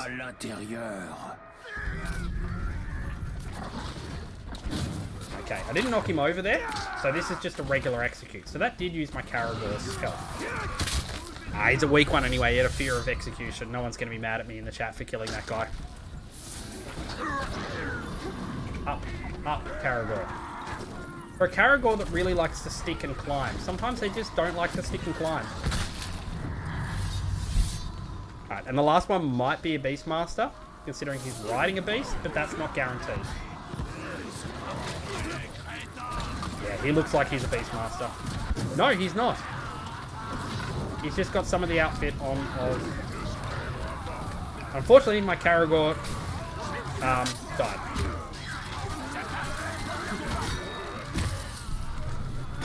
But this guy has a fear of execution, so he's going to be nice and easy to take care of. Get out of the way, please. Oh my golly gosh.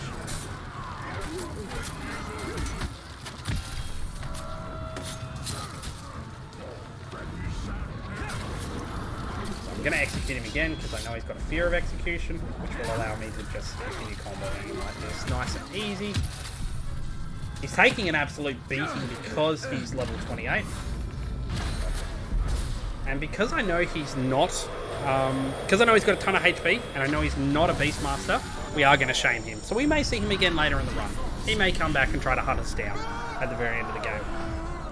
But we get rid of him right here. He runs away. Everything's oakley dokley. And you can start to see why we really, really like Talon Strike as an ability. We're going to get up nice and high here, and we're just going to, rather than run,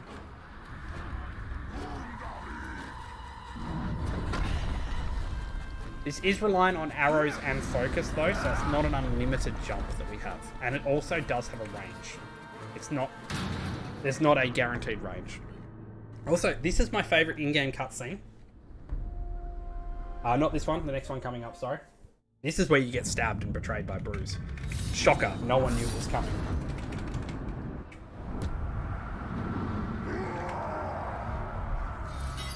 So Bruise betrayed us, we're really angry. Carabrimbor's especially angry, you can hear him yelling in the background. Very grumpy old man. Old elf man. I didn't get it. You can get it, you can actually get a tiny bit of air there and actually Talon Strike across, but it's kind of tricky. Anyway, Bruise has taken our fort, we're never going to get it back. Let's go and immediately get it back. This is a fun little mission here. Now because I have no orcs in Nirn, oh I have one orc in Nirn apparently according to this. Oh, that was the wrong one to hit. That was the wrong thing. I meant to hit that one. I just summoned some random Caragors. Hopefully they don't interfere too much. Now because we don't really have many orcs in Nirn and the game is expecting you to have 3 at this point, the game actually... I'm amazed the devs thought of this. But the game just goes, hey, these guys are your enemies, but if you free them, they become your allies. It's a really, really cool... That's really annoying.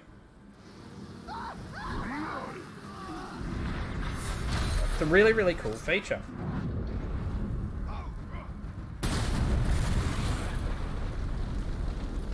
So you can see here, we'll free this guy. Where's the captain? Wait, where's... Wait, game? Where is the... There is meant to be a captain that spawns here as well. I'm sorry, I'm really confused, but there is meant to be an enemy captain I'm meant to fight as well. I don't know if the game's going to softlock here or not. But my captain died.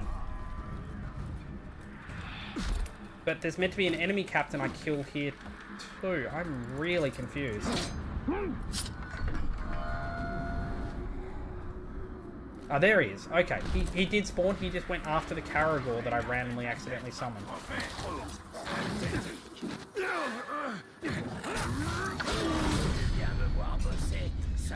That was really strange. That has never happened before. I got to say that twice in a submission video. That's going to be great. That was really, really strange. He's normally in a very set location. I don't have any arrows. He's normally in a very set location. Yeah. You know what? No, because I want this captain. I don't actually want to. I was going to Caragor donk him originally, but this guy is actually high enough level. Oh, he's frostproof. And he's Vault Breaker. Maybe I should have killed him.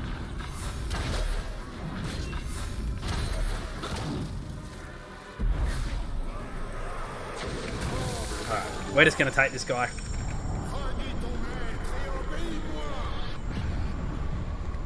Wasted a little bit of time there, but that's okay. Immediately go into the cutscene. Now, because this is a submission video for multiple different events, I'm going to try to show off the coolest glitch in the game here. It is technically going to waste somewhere between 30 and 45 seconds, but if I get it, it is absolutely worth it. I'm going to give it like 3 good goes and that'll be it. This is called, the glitch I'm going to try to perform is called the high ground. It is the weirdest and most technical glitch we have in the game, and it allows you to kill any orc. The only requirement is you have an execution bar, and you have a staircase. And you'll see why it's called the high ground in a moment. Like I mentioned before, this game really struggles with elevation. What I'm going to do is I'm going to just get my focus up, get my might up here.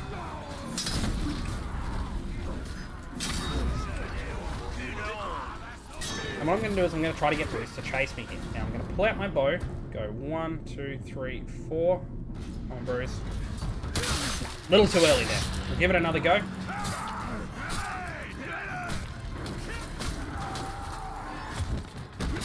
That's okay. We'll give it a go. Over here, Brucey boy. Oh, no, you need to focus on me, buddy. There's too many captains around here. I need to move in, retreat, and might grab this guy while we're here. That's okay, this is still all progress. We need to kill all of the captains in this room anyway, so we may as well just start turning them to our side instead, because that counts as well. Hopefully if Bruce is still chasing me, he is. 1, 2, 3, 4. Okay, Bruce.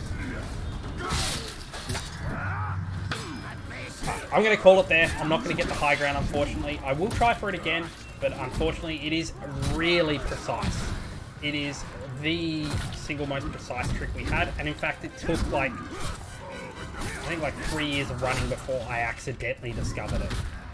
It is really, really crazy precise. There goes one of my guys. Bruce should run away any moment soon. When Bruce drops to 57 HP, he runs away and tells us he's going to fight another day. There it is there. What I was attempting to do with the high ground is it allows you to kill Bruce in one hit. You have to do it twice on him because he's got Death Defying. But you're never meant to actually be able to kill Bruce here. But if you perform the high ground, you can actually kill Bruce, and it ends up being one of the most amusing cutscenes I've ever seen.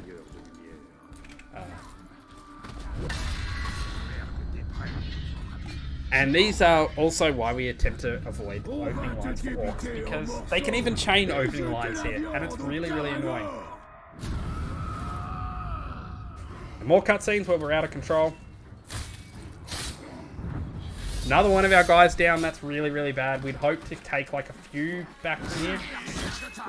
And the other problem, as you can just see right there, is the orcs actually technically gain control before we do. Really, really painful. Never seen a tower with a shield before. Hey, my guy actually got a kill. That's good. But this is why this area can get really, really painful really, really fast. It snowballs out of control very fast.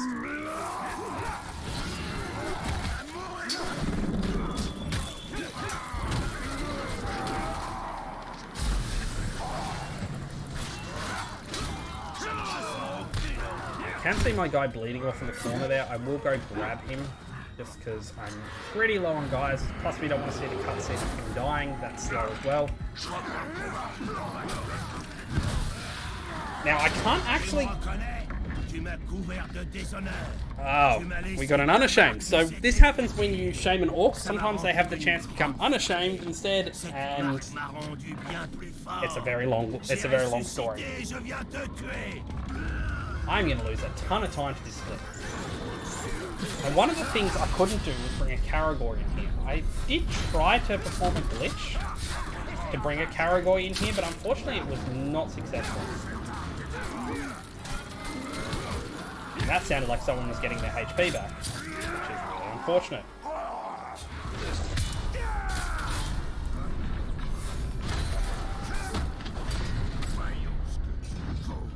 Ah, it's a pretender.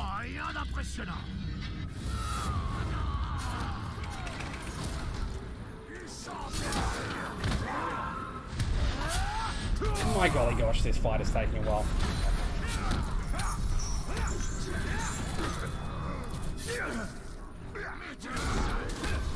We're just going to get this guy, get him out of here. He's unfortunately just slightly too high level for us to actually take, so we'll just get him out of here. And we'll move on from there. This Pretender, though, is going to be an absolute slog to fight.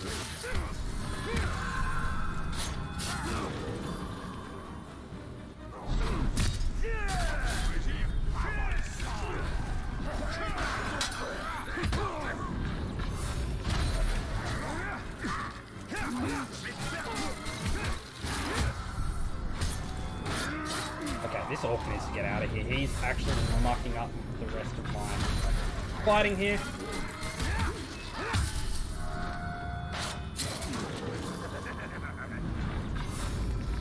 But I didn't actually want to kill... That's great.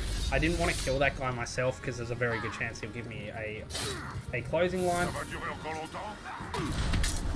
We've still got one more guy to go. This is an absolute slog.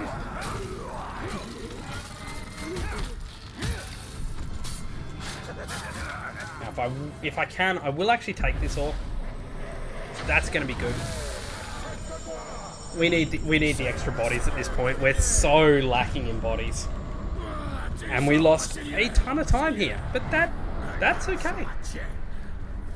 That is the nature of this game. You lose time, you gain time. We've still got another 45 seconds. By the way, shout outs to this speech. This is my favourite speech in the game. Picture this, right? Talion's like an older gentleman at this point. You've also got Celebrimbor, who's like 1,000-year-old ghost at this point. Right? They're giving a baby rage speech about how angry they are that Bruce betrayed them. Watch his arms here. My toddler, when he gets angry, does the same thing with his arms. He just gets really huffy, and he shakes his arms like this. And here we go. Baby rage time. I love it. It makes me giggle every time. It's like this is a 1,000-year-old elf and like at least a 35-year-old gruff ranger man. And he's shaking his arms like a little angry toddler. Wow, we lost a ton of time during that split.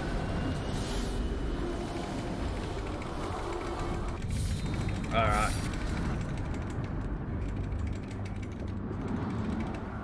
I know you. You're now the Overlord. Congratulations, enjoy the fort. I'll never be back here again. So that's it for Nern now. Two zones down. We've actually got 2 more to go. We haven't seen the 3rd zone in the game yet, even though we've been to the last zone in the game. A little bit confusing, but hey. Training orders. You cannot be given a training order, apparently. Okay, head up here then, buddy. Oblique. You also head up there. Oblique. Now we should be able to give him a training order. Cool. So for some reason, sometimes orcs get caught where you can't give them training orders. So you flick them up in the garrison, and then they can. Okay. Now we're going to head to the 3rd zone in the game, the snow biome. Every good game's got to have a snow biome. At least this game doesn't have an underwater section. And now we're going to follow the humans. I talked a tiny bit before about world stages. And this is going to continue on to that. So essentially, there are a bunch of quests that we need to do. Quickly, we're going to see our first skin warp of the game, by the way, guys. So we're going to travel to here, and what I'm going to do is I'm quickly going to go into my inventory. I'm going to change my skin. Now, the game doesn't really know what to do, and it just sets you to a random checkpoint. It sets you to the closest one as well. So, if we're traveling in a direction and we need to get somewhere that's close to a Hadia, we skin warp and we immediately get teleported up there, saving like a minute worth of climbing. Right, let's talk about world events.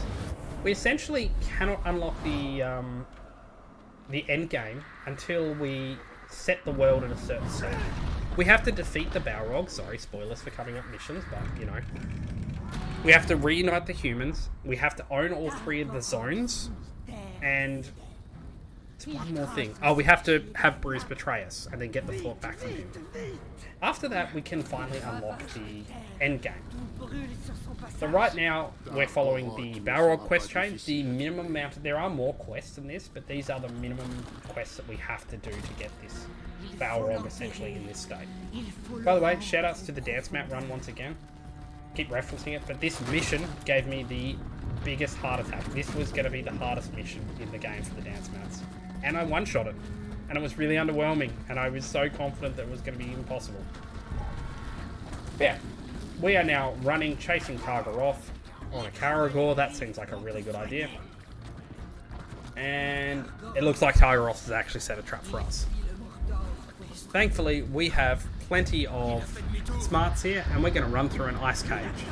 An ice cave while being chased by a Balrog. What's in an ice cave? Well, there's little icicles we can shoot down. Now, we are so good at this, and we can do this so consistently that the Balrog physically has to cheat here. So you're going to see the cheat in a moment coming up. The Balrog is meant to continue following the path the entire time behind us, but he's going to cheat and go this way because he's so far behind these icicles wouldn't even slow him down and he'd run out of time. So the devs actually went, well, if the Balrog is that far behind, he's going to follow a different path because he's actually just on a follow command today. Now we don't need to shoot anymore. Get into the next part, phase 2 of this fight. Phase 2, blink and you'll miss it. Oh, got hit by him. That doesn't normally happen. That's phase 2. Done. Now we're going to go with phase 3. I prefer controller here. I actually started learning this game with a controller, so controller or keyboard and mouse are fine here. I do know this fight in keyboard and mouse, but it doesn't really lose me any time playing with a controller. Plus I get to show off... Oh, actually, I do have to go to keyboard and mouse for 1 second. Oh, I haven't changed that binding. Oh, that's bad. I need to redo that binding. Apparently that binding's been reset. Okay, I'm going to have to play with my keyboard and mouse, unfortunately, because I don't have a binding set correctly. No problem.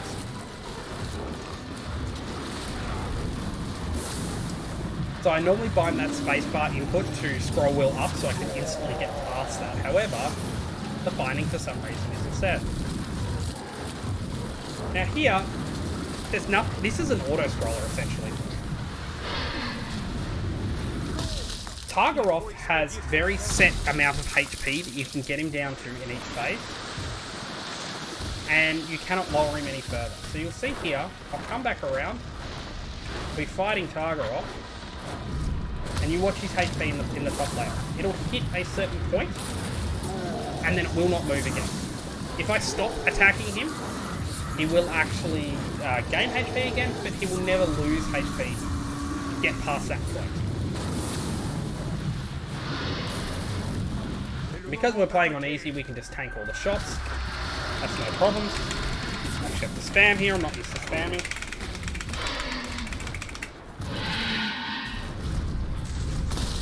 Oh, cool. This normally only happens with controller, sometimes you can do it with keyboard and mouse. You can actually gain control during that weird little cutscene and continue getting him down in HP. It doesn't actually affect the fight at all. And we need to wait for him to shake in the last one, and then we'll do 3 spin whiplash attacks, and then we can finally end the fight. So here's his first one. Whip. Whip. And whip. And there's the end of that fight.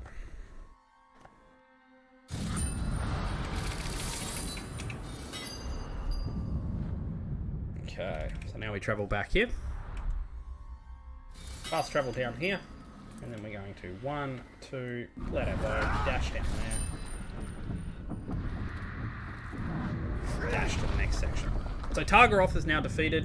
That's the Khan questline done. Bruise has been defeated. That's the Bruise questline done. So now we have to help the humans. Smelly, smelly humans. Unfortunately, the game does not let you progress unless you help the humans. So we have to do that. Our first step is to free Baranor's men here.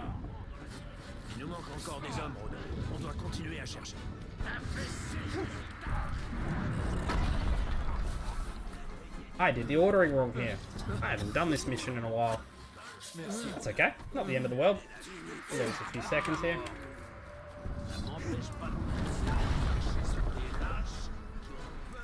Come on, game. Thank you.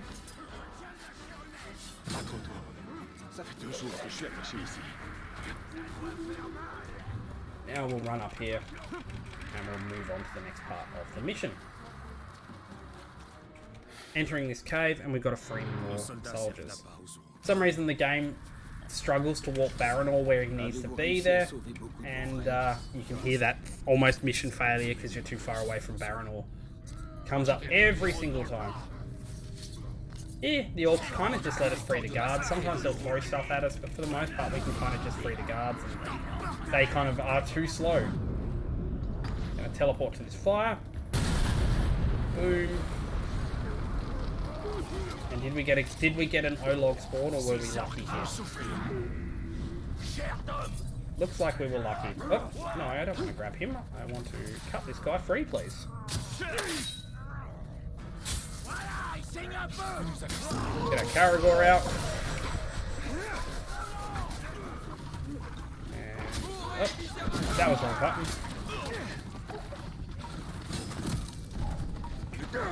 No, we got a Beastmaster, so that's more really bad RNG. He's just going to flat out kill our Karagor at this point, and there is nothing we can do.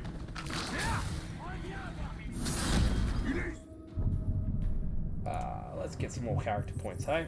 Notice I'm missing this. Definitely missing this.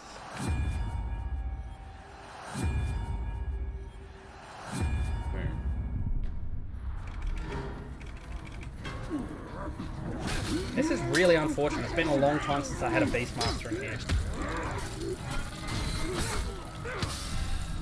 He's got a ton of health. Do I have a better weapon? I should have a better weapon by now. Yes. Yes, I do. That's a little bit of my bad there, but that's okay.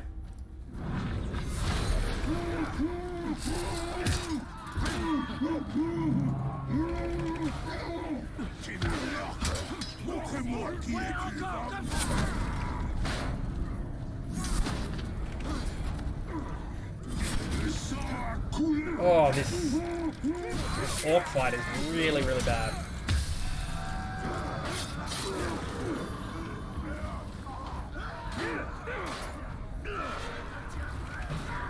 Excuse me? I did no damage to him then. But I did not get an immunity trigger up. That's annoying.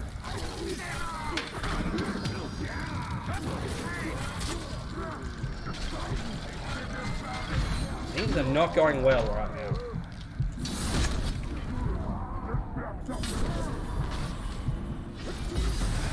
Let's get rid of him. Not the end of the world. Lost a ton of time there, unfortunately, but couldn't do anything about it. That's just how RNG goes in this game. Can we get the swag jump, though? There is a very tiny amount here that you can... Yes, we can. And we can teleport into the cutscene. So it doesn't look like a PB chance now, but that's not the end of the world. I'm still having a great time. This has been an absolutely fantastic run outside of 1 or 2 problems. There's another problem of a console port there. Enter the mission is the same button bound as grab an orc. So sometimes you grab an orc when you try to enter a mission. Now, fun fact here, the developers never thought you would actually just capture this Karagor. They just always assumed, this is a dire Karagor, this is like an elite Karagor. They just assumed you'd kill it. So even though you take the Karagor and it's still perfectly aligned, This guy thinks you killed his beastie, and he's not very happy with you.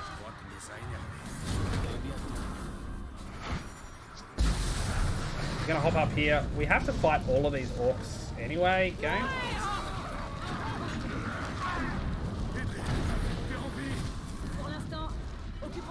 So we may as well just fight them like this, so. Hop down here, blow these guys up. Oh, I didn't get the other guy. Baranor killed him, that's why he didn't get in the fire.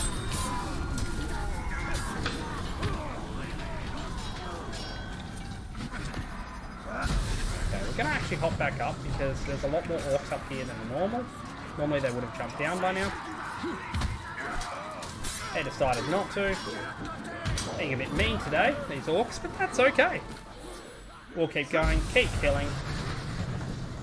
Oh, they killed our Caragor, how rude. Loses a couple of seconds there with that cutscene.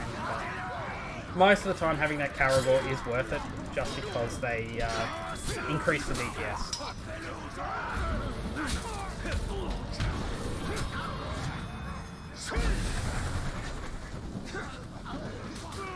Not many orcs left. In fact, there's only one orc left. This guy here who's burning.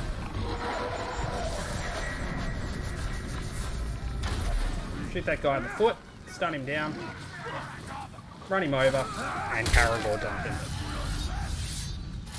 Relatively, that went pretty well, that split.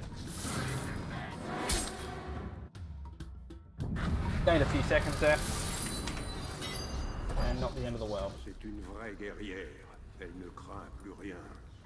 Ride our Caragor up to here, and then we'll dismount him, because it's now faster to talent strike to locations than it is to run. And again, we're quickly going to go into our garrison. We're going to grab an orc, doesn't matter what it is, or we're going to deploy it. Come into our army. Make him our bodyguard. Now we have a bodyguard here. The game's going to be like, hey, you really sure you want to go into this siege with like no orcs on your side? I'm like, yeah, bruh, I got this, all good. Now, Saragoth Siege is it's quite a long slog. I'm not going to lie, this can be a really bad time. Thankfully, the Caragor Donk does make it tolerable, and we probably will see the emergence of the Angry Toddler Strike here at some point when I hit an Olog wall that I can't fight. I keep putting my drink on the wrong side. Mystic Assassin. Making sure to actually pay attention to him this time.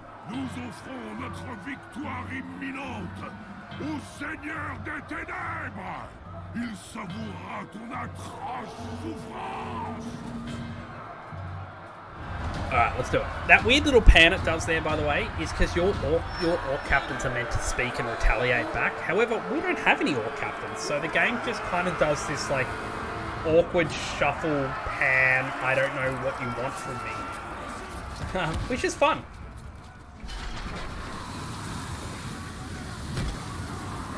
Okay, so straight away we're going to use the Angry Toddler Strike here. So I'm going to shoot the ground, hold F. Okay. Oh my golly gosh, the Angry Toddler Strike isn't working. Nope, that is very frustrating. That is the first time the Angry Toddler Strike has never worked, and I don't get to show it off, which is even more frustrating, because I wanted to show it off more than anything. It does save us time here. It would have killed these two instantly. There is no point in bringing out my Caragor, by the way, because this Olog is here. He's going to get in the way most of the time of me trying to do the Caragor dog. We may as well just fight this straight up. That guy was trying to heal, so that was very naughty of him. So we need to get rid of that straight away.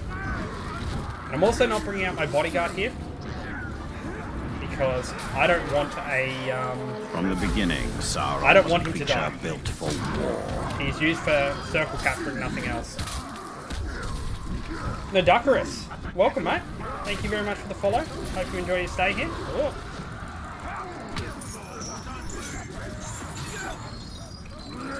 Okay.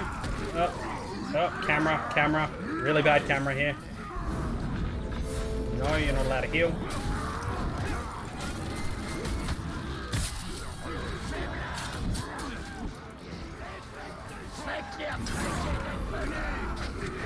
That should kill that guy. Now we can focus on the add you to my army! Punk Shifter, thank you very much for the gift sub. Casimir, my old friend, welcome to the Bright Lord Army. I hope you enjoy your stay. That was very kind of you. Thank you, Punk Shifter. Like always, I appreciate it, but you definitely don't need to do it.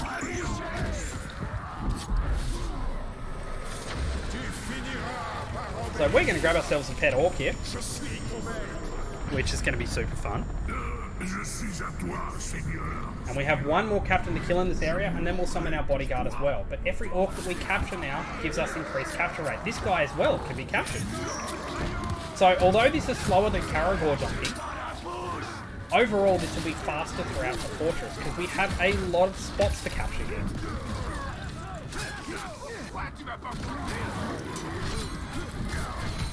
Now, I know I have an execute, but I'm hoping, yeah, we got him down to broken, and I was hoping to use that for an instant brand. We're also going to tell this guy to stay and fight. And now we have two captains that will increase our capture rate immensely, and we're going to add our bodyguard to that. And Flack the Cook randomly dying, that is fantastic. Punk Shifter, thank you again, buddy. You really don't have to give subs, but it's so lovely of you, mate. I really, really appreciate it. No Duckerus, welcome to the Bright Lord Army, my friend. Alright, I'm going to cross this corner, shoot this. That's going to summon some Karagor when we shoot that nest. We're then going to give this guy a couple of butt shots. That should be enough, and now we have a Karagor. Kill our first guy. We've got enough orcs here where I don't need to. There was a captain banner that just dropped somewhere, so I really need to kill that. Can't see where it is.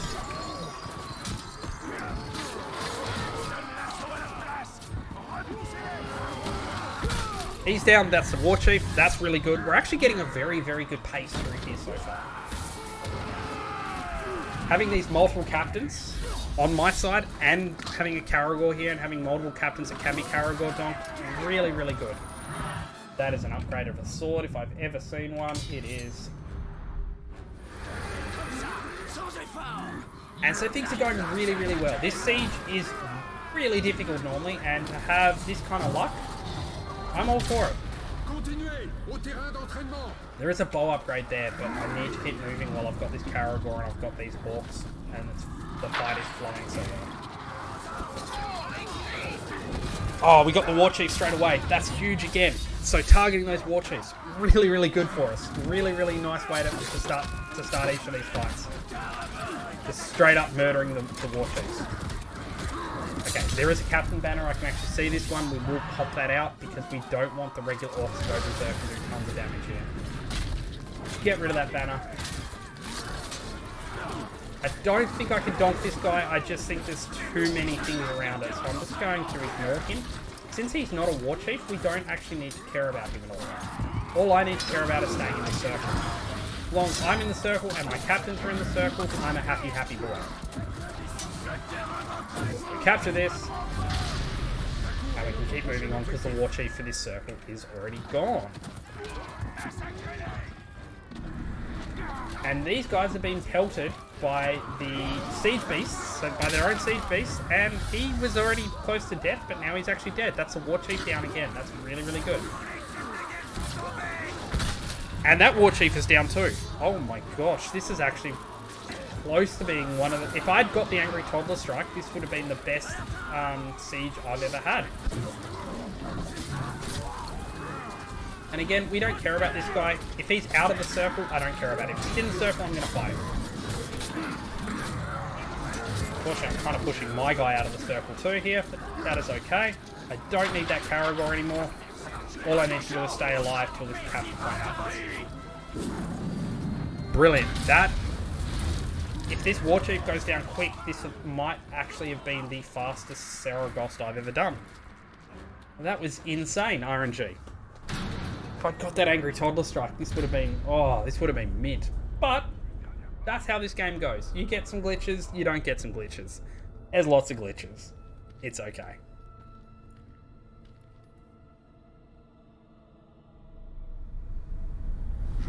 There's our opening line. So, we saved our Karagor, so we can summon it now. This guy does not look like he's immune to Karagors.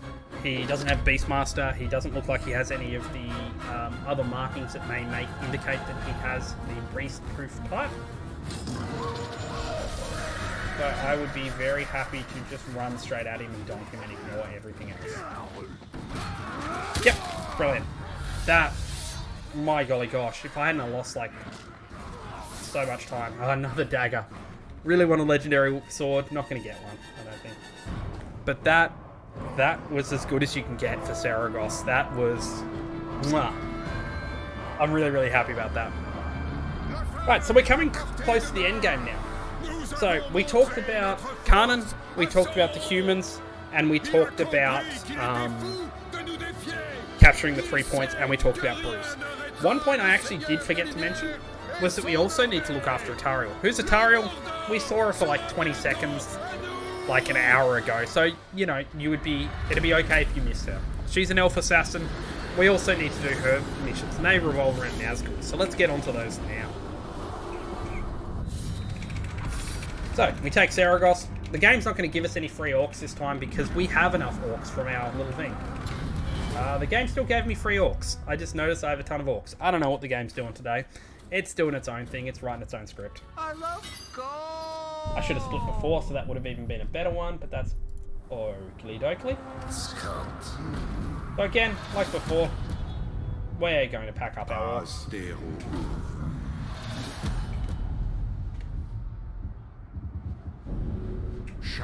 Up there, please.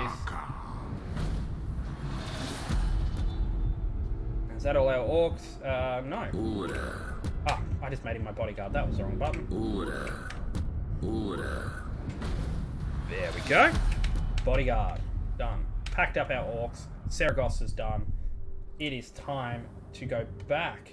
All the way back to the start of the game. They're up there.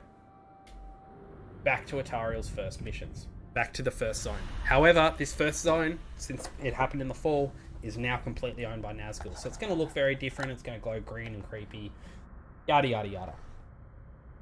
This actual mission coming up is where we discovered the high gate. It is a really, really cool glitch. I'm really, really sad I wasn't able to show it off today. Le roi sorcier protège sa citadelle avec un bras. But again, that's okay. So many of the glitches are completely dependent in this game of your position, orc type, orc specialities. For every glitch we have, there are about 5 glitches that I didn't show because reasons. I didn't even show the instant fear glitch. I didn't show a bunch of other little minor glyphs. But yeah, this is the Tower of Sorcery. This has a really cool history. We used to do this the intended way originally because there's a bunch of kill planes all around. One day I got sick of this and I decided to reroute this mission. And I rerouted it and it was really, it saved us like 30-40 seconds. It was really weird, really complex. And then I gave that routing over to another runner named Kaiser. And I'm like, hey, what can you do with this? He came back with what I can only describe as the most insane routing ever.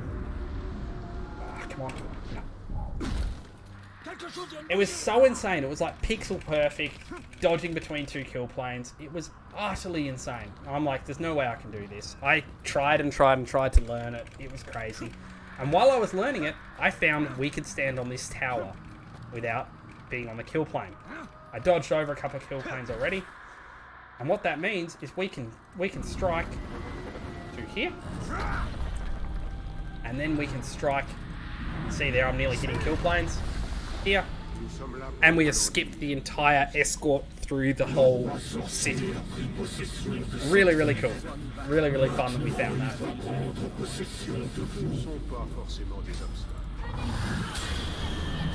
Can I time this? Okay, I timed the roll. That's great. So this guy's meant to curse you. However, if you time the roll, when he does that, you can actually avoid the curse completely.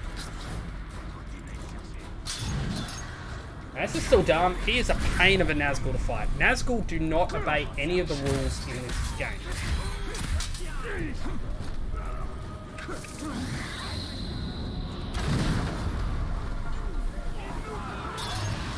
So for starters, Nazgul like to not be on fire at all. Nazgul like to do special moves. Nazgul like to sometimes just ignore the fact that you're hitting them completely. Nazgul are just meanies who really just want to pretend like they don't actually care about you at all. The biggest problem with the Sul'dan fight here is he actually heals off all these orcs. It is still unfortunately better for us to just straight up focus Sul'dan and not focus the orcs, even though he heals from them. So I get the roll again.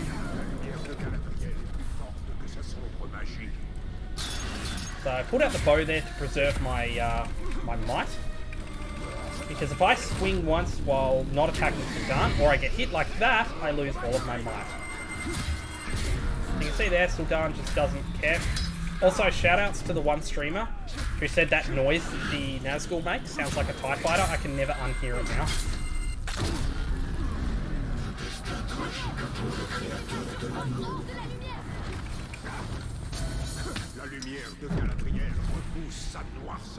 And you can see here, Nazgul are just a pain. I'm constantly having to dodge his attacks, constantly flipping around him. Hopefully this should be it in a second. We should break him any second. There he is. And that is the Sul'dan fight done. Oh, that was horrible.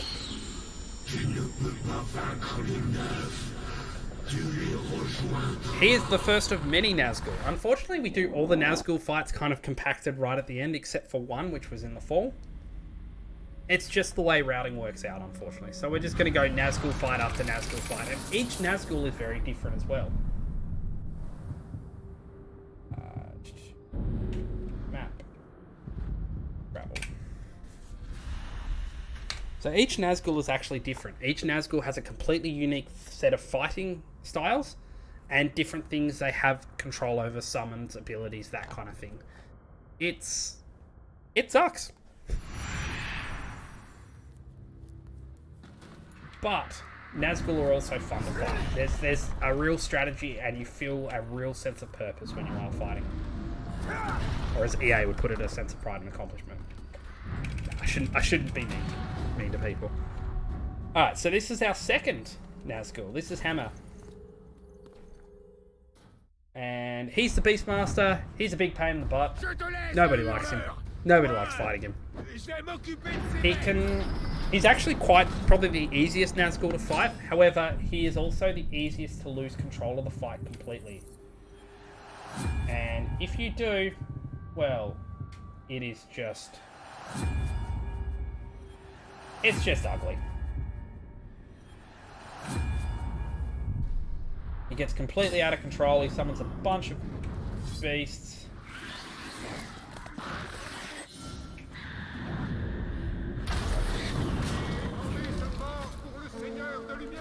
Okay.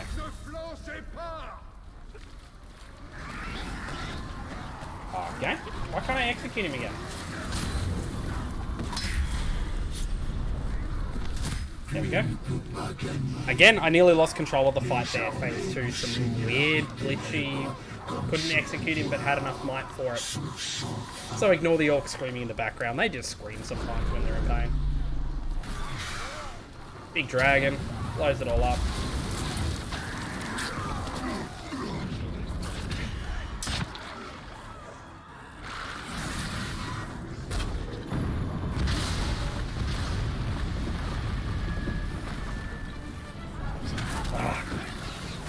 And that's what I really get annoyed with. Enemies get controlled in those kind of cutscenes before you do. There was nothing I could do there. I was actively spamming. Oh, that was slightly too early on the execute then. That was bad. That should be enough to send him into phase 3 still, thankfully. There's phase 3. Really, really good.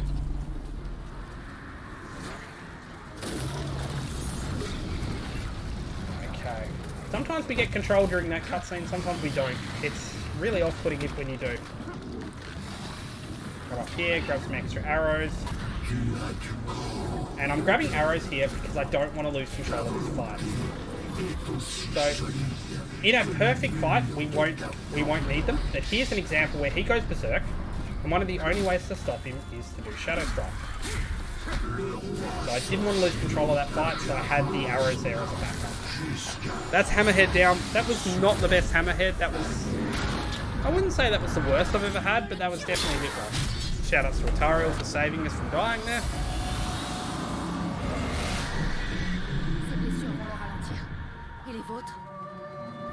And I do know his name is Hammerhand, by the way, but I started calling him Hammerhead, and I just couldn't stop.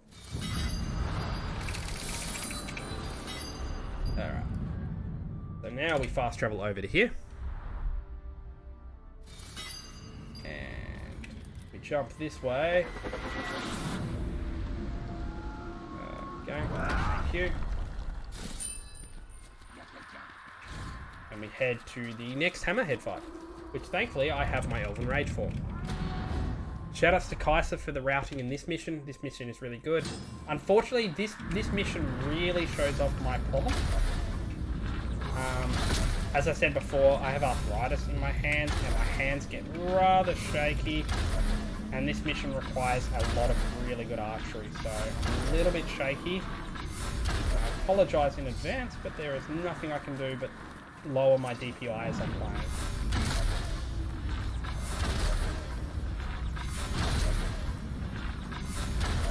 Think that hit? There we go. Gonna grab our Caragor now. Because guess what? Dragons aren't the strongest thing in this game. Caragors are. Yes, we can donk dragons. That's how really cool this is.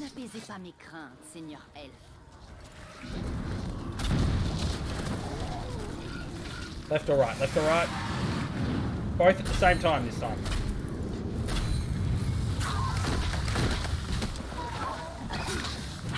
So that's one dragon donked. Thing is, if the dragon's just on the ground, it can be donked. That's the second dragon donked. Really, really cool. I want to actually get off my Caragor, not drag that gem in. It's a bit late for that gem to actually be relevant. So I'm going to pull out my bow here. There we go, Shadow Strike up to here. I should have just enough arrows. And I should stay up on this ledge. But I can now Shadow Strike into the cutscene with Hammerhead. Start the next portion of the fight. And now I'm going to wait for him to attack me. And then I'm going to activate Elven Rage. And if I do all this right, he should just go down without a fight. Again, like I said, he's really, really easy. But if he gets out of hand, we lose complete control of this fight. He summons a bunch of enemies. So there's the dragon. Now what I want to do is keep him stunned here. I don't want him to teleport away like that, because that happens. Ah, yeah, we lost control of the fight, unfortunately. What that means is he's actually going to summon a bunch of things. And they're going to start raining fire down on us, and it's going to be... This is going to be an absolute mess of a fight now.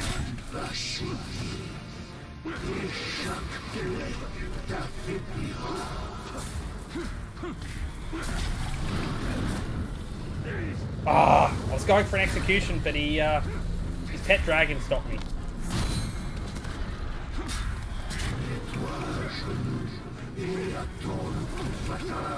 Okay, so he's freaking out now, so we're going to Shadow Strike him. That should stop the freak out. So you can see here, everything's going wrong. Fire, brimstone, everything's raining down. Thankfully, we still get him. Pretty quick. I'm happy.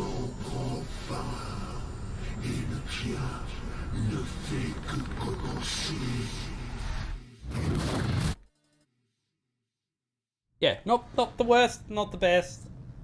It's alright.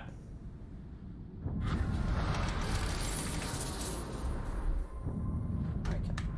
So now we are done with Saragosse as well. We already packed up. I believe we already packed up our army. We did. So now we're going to head to the final zone of the game. We're going back to Gorgoth, which we haven't seen for like an hour.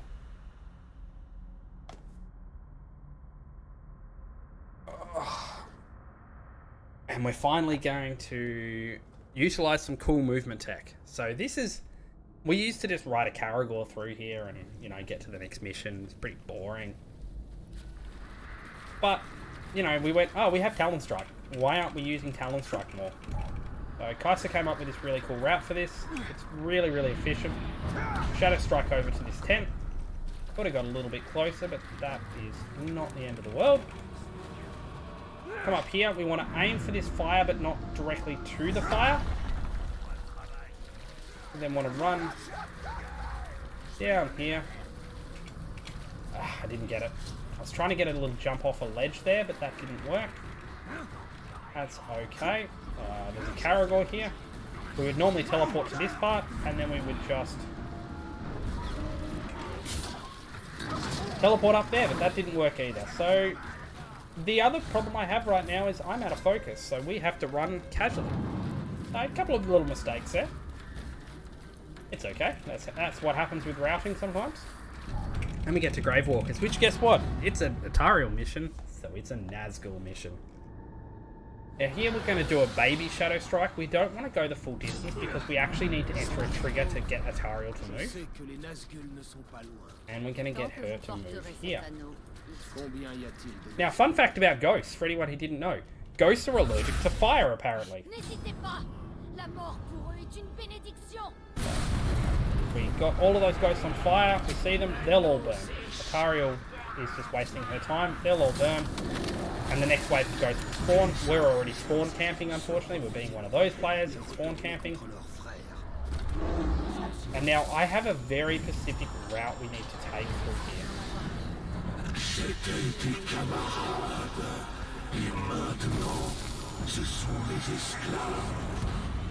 Now the reason our routing is really specific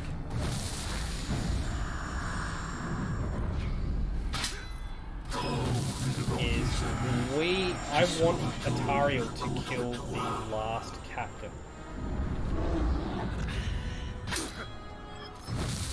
I don't want to actually be responsible for that.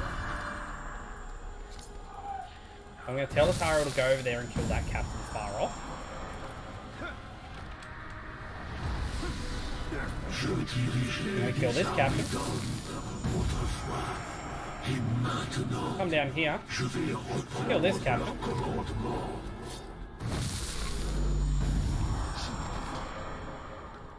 In theory, while Atarial... Nope, I'm too far away.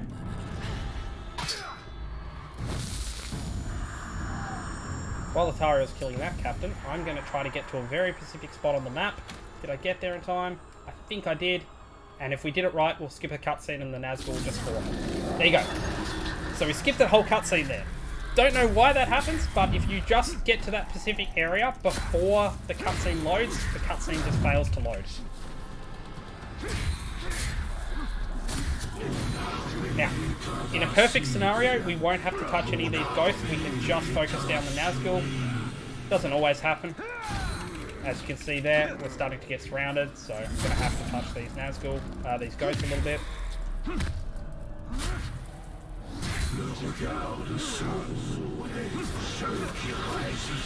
And there we go. That's phase 2. So we want to get to the globe straight away. The game takes away my control and lets the enemy still have control. Really, really annoying, but what can you do? And now we're going to enter phase 3 of the fight. I'm going to go fight this gold guy. But hey, I'm just going to run past here. There's nothing suspicious at all over here, guys. You should definitely not be approaching me. Nothing suspicious at all. Definitely didn't use that fire just to kill like 60 or men, dude.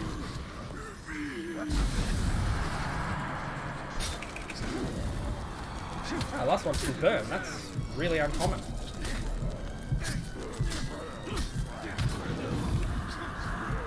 Right, he'll burn. And we'll just get rid of this ghost through the natural way. No burning their eyes. That's how you get rid of ghosts, isn't it?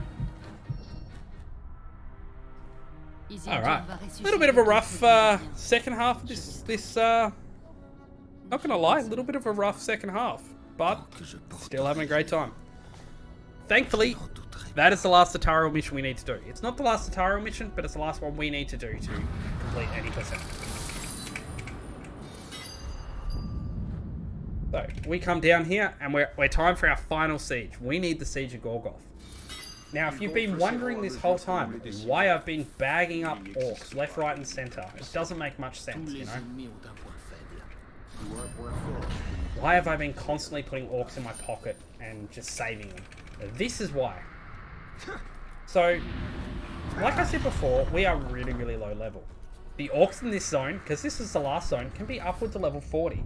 They are really, really scary. However, the game is complete. The zone is completely full. So if we start dumping orcs from our inventory,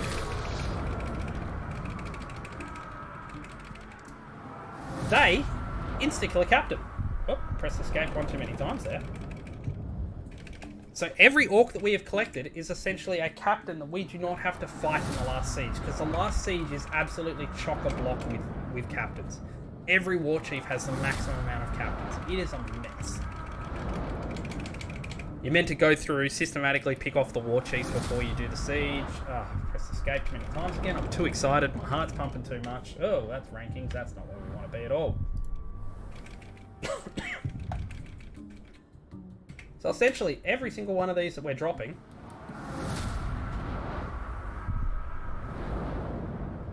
I will stop spamming escape, I promise, is killing like a level 30 to 40 captain. You remember, these are like level 14 captains, 15 captains. So it is 100% worth it. And I have been asked before, is there a limit? And the limit is essentially, if we can drop all of the captains in our inventory, like fill up this entire place, which we never will, we'll never collect that many in a single run, that would be the limit. We wouldn't want to drop any more than that. Now that we have, we're going to wait a few more seconds before we start this. There we go. So the icons down at the bottom, I needed to wait till they actually came to. Let's see, we got a 22, you'll do.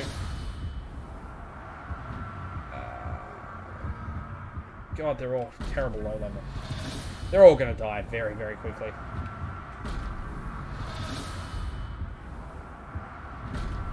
Alright, and we're actually going to unlock Siege. We have some dollary doos, so we're going to unlock some Siege upgrades here. I want Savages here. Poison Siege Beast is the best. And we just want a War Grub, because it's cool. And we'll start our siege. And this time, we actually have orcs backing us up. I didn't set a bodyguard, that's a mistake, but not the end of the world. That means I'll have one less orc total. But the chances of these orcs surviving longer than 10 seconds is realistically 0. I don't even expect these orcs to make it through the front door. If they do, that is fantastic. And you're saying, why did you add them to your army if you don't expect them to get through the front door? For those upgrades. Those upgrades are more important than anything else. Firing Machine Marksman. That's a good one. We're happy with that. We can donk that.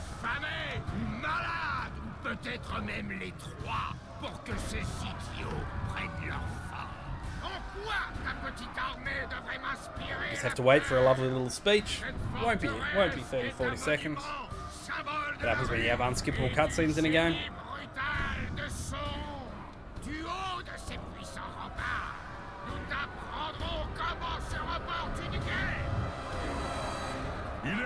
And this is what happens when you have orcs with you. They actually talk, so they do waste more time, which is why we don't normally have them with us. Because they waste more time than generally they save with the extra deployment and deploy. Plus money's an issue during the run, it costs money to pack them back up. So, combination of reasons why we don't normally carry orcs. Now I'm going to do something that's going to look a bit crazy comparatively. I'm going to immediately summon my Caragor. And you'd probably be thinking, why are you doing that? Don't you need to Caragor donk the last guy? I do. However, this siege takes so long that my Caragor will die. Oh, sorry, have a nap. And come back. And I just realised I don't have a talent I normally do. You should be a die Caragor, so you're definitely going to die very quickly because you only have half the HP you should by this point. Okay. I was really, really worried then I wasn't going to be able to kill the Overlord. So we killed the Overlord. That's all I cared about. Like, if I get the other orcs, that's great. but I'm not expecting it. But you can see how high level these orcs are. 35, 27. I'm relatively high level as well, but you've got to remember the orcs I brought with me are like 13 to like 19. So when I say I'm not expecting them to live, I'm really not expecting them to live. Okay, I'm also going to do one more thing because I just saw how much my HP just got ruined. No more weapons, that's fine. Should have a better bow. Definitely have a better ring. And I'll have a better cape, not that it actually matters. So we don't bother upgrading our HP that often, really, because it's normally a waste of time. However, in this siege, as you can see, it's not bad. Oh, that's a free down. So what happened there was I was down, but no one actually came to claim the kill. So therefore, that counts as a free. Also, shout outs to my orcs who actually managed to make it in and are helping me capture. That is extremely rare for this scenario. Oh, I killed a Caragor then. I must take that Caragor.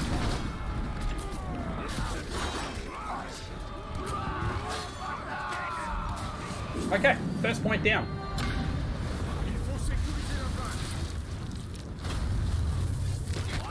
They should spawn there. Cool. I'm not shooting this Caragor in the head because I don't want to kill them. That's a Warchief. There he is. I knocked him over and I immediately got pulled off my Caragor. That's probably the end of that Caragor, most likely. They really don't last that long when they're once I'm knocked off them. Thankfully, however, yes, got the Warchief. Really, really good. This is all about just like diving for the Warchiefs and then trying to clean out the rest of the orcs afterwards, as you can see now.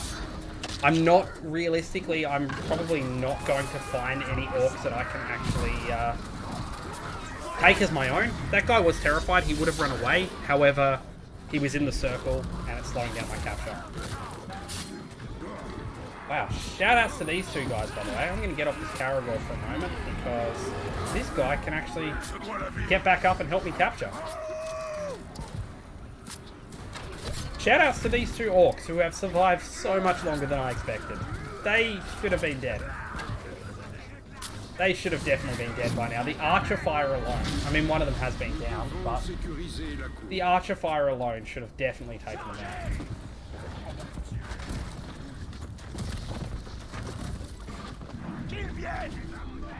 Oh, mid-40s.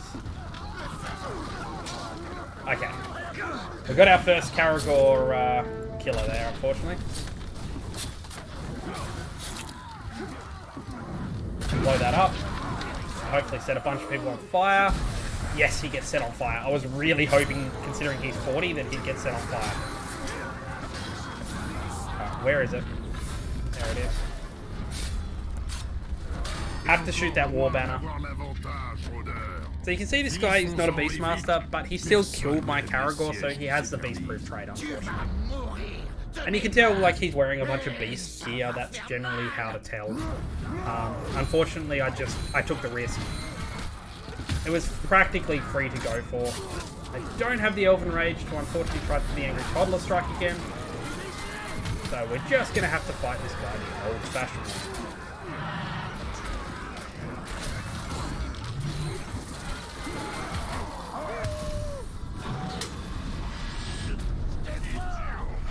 No, he's not immune to fire. I don't want him to have a closing line, so I'm going to kill him with the glaive or with fire. He's down, Warchief down, and we can go back capturing... My god, this 22, my golly gosh, sorry, this 22 and this 19 are still carrying off.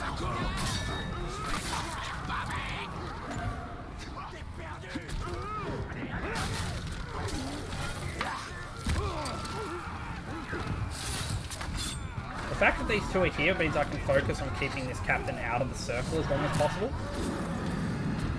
And hopefully do a capture. Yeah. Now there's another Caragor nest just up... Oh, there's a Caragor. I was going to say there's another Caragor nest just up to my left, but this guy's just a Caragor. And again, this guy's broken here because the siege beasts are firing into this area randomly and just killing their own orcs. Don't know why the game they programmed it like that, but it happens in multiple sieges, so... Oh, oh, that may have killed my Caragor. That's probably the last HP. Oh, just enough. Okay. Another Warchief down. This is flying pretty well. I'm going to be honest, this is flying nicely so far.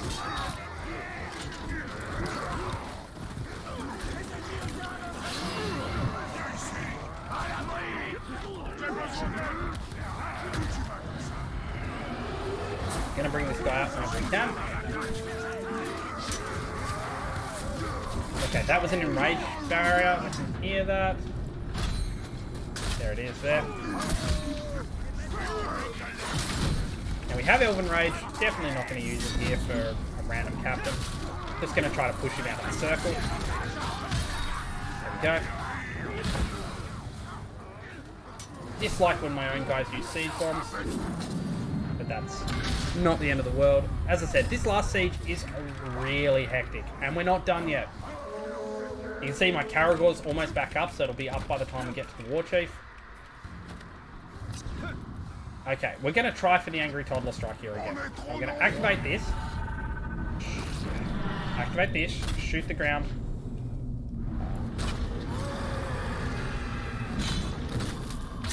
There it is. There it is. So that is the Angry Toddler Strike. So what happens is we activate Elven Rage, we dump all our might, and then we press, we hold down our attack. And the game gets, honestly, the game just gets really confused on what it should do, and it insta-kills the captain. I'm glad I finally got to show that off right at the end. I'm not sure why it wasn't working the entire time there, but...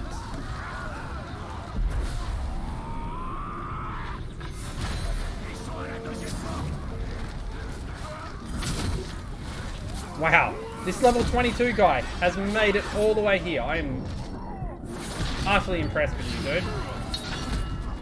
Yeah. That's not what I wanted to happen, game. I actually wanted to pick this guy up. I'm so impressed. This has made this siege so much easier because I would have to kill this guy here before I could actually capture at all if this level 22 person hadn't made it all the way here. Right now, I would not be capturing at all. Still wouldn't be capturing, because this one's still around.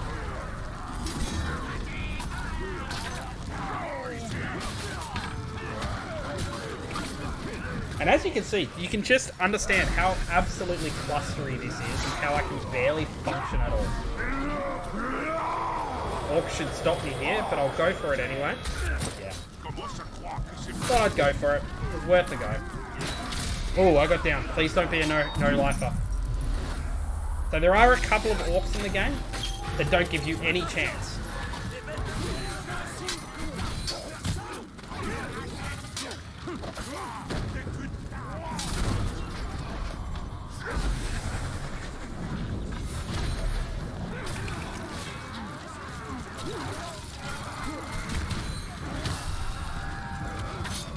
I'm just going into focus mode for a sec because we're no longer capturing, which means there are so many orcs in this area, even just regular orcs, that my captain can no longer override their capture. They're getting more capture points than my captain.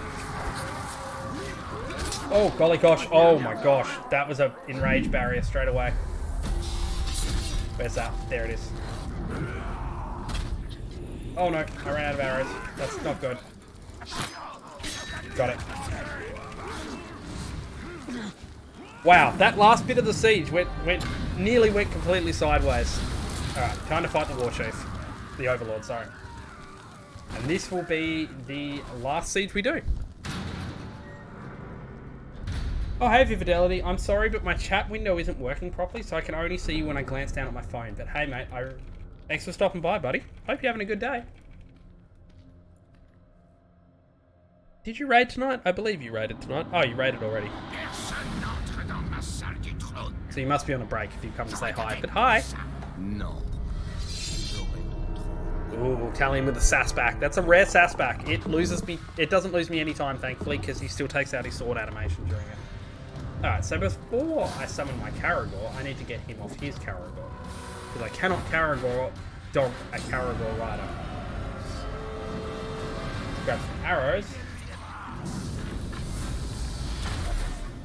He's arrow proof, so unfortunately that means his beastie has to go.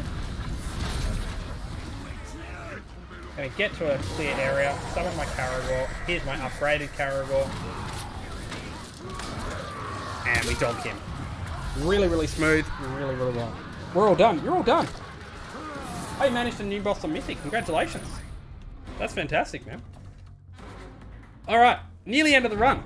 Lots of fun. Lots of fun. So that is the siege is done. The world is now set for us to... We own all the regions. We've done all the Tyrell quests. We've done the Bruise quest. We've done the Karnan quest. We've reunited the humans. We're good. It's time for the final mission. And this mission is a doozy of a mission. It is so much fun.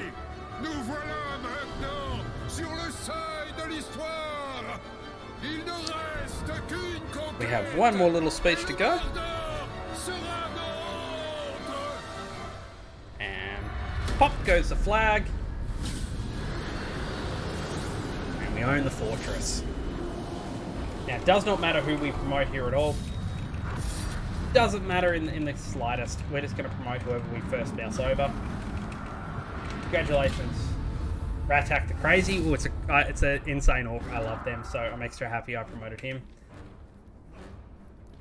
There is technically a slight concern about the orc you promote because the archways stick out a little bit more if you promote an orc from a certain clan, but honestly it doesn't really matter. Okay, and the reason why we do this siege last, outside of the fact that it's really hard, is it puts us right here at the end of the Bright Lord. This is the final quest. So I'm not going to summon my my Caragor straight away, because there is always an Olag in the first wave.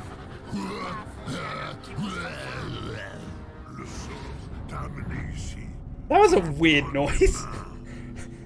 I've heard insane orcs make that, but not like regular Ologs.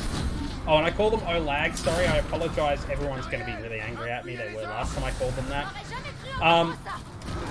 When I first had my very old PC and I played this game, every time an Olog spawned, it would completely lag out my computer. So I started calling them Olags as a joke, and I accidentally published a video once calling them Olags, and I just got, appropriately so, wrecked in the comments for that.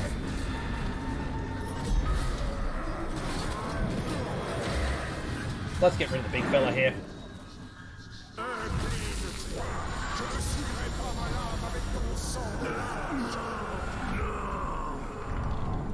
Oh, we broke him. Mordor.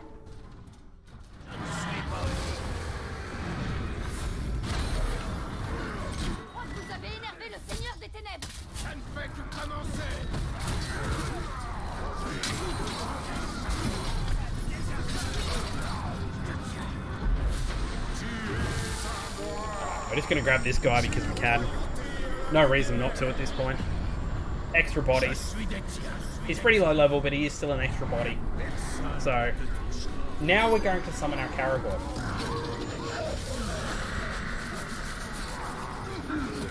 Ah, I wanted to get on him and pin. Oh. It's a blood. And again, we're using the Caragor donk to speed up this entire process. This is just wave of wave walk. And this is where the orcs... Oh, hang on. I haven't had a sword upgrade in a while. This is where all those orcs that we shamed earlier in the game, this is where they have the chance to show up and spawn. As you saw, the unashamed guy that I shamed, he showed up. Oh, it's a blood axe, no. Oh, thank golly gosh. Blood axes have the longest... In French, they have the longest sentence in the game. In English, I think it's the second or third longest, but they can have a 30-second, literally a 30-second opening line. So I was terrified then when I saw a blood axe. I think this guy might kill my Caragor next to me. No, I was wrong. I thought that was a, skull on his bow, but it wasn't, so he's fine. Also, shoutouts to the maggot guy. Ugh, makes me shiver. Oh, my phone finally went to sleep. That's not good. Can't see chat now. At all.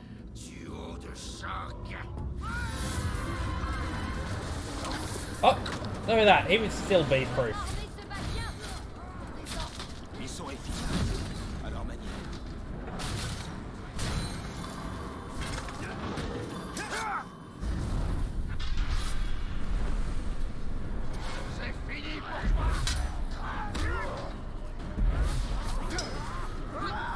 Alright. Probably not gonna get a brand on him, unfortunately, so we'll use the old glaive and we'll clear.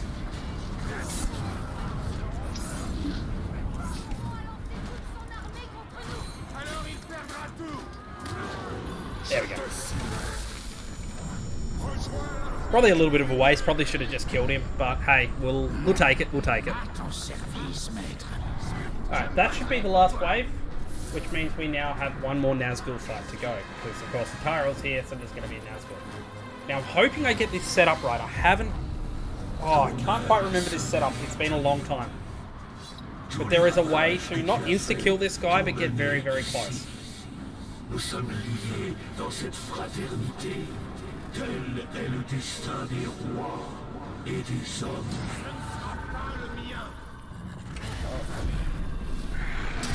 No, I didn't get it, but that's unfortunate. I didn't get it. I had my might set up wrong. That should at least knock him into his next phase. Yes, it does. So now he's basically invulnerable while he's jumping around. We're just going to hop into Tyrell's light here. Until he's finished jumping around and being a hooligan.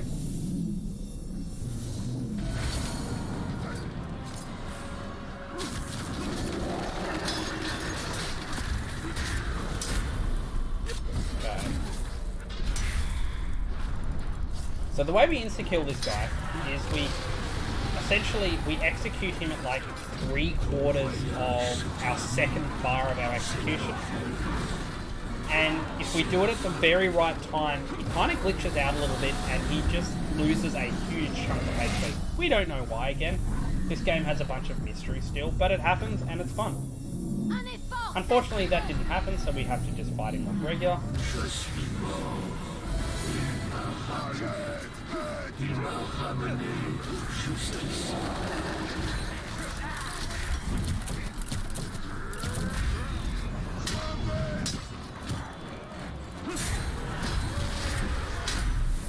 Alright.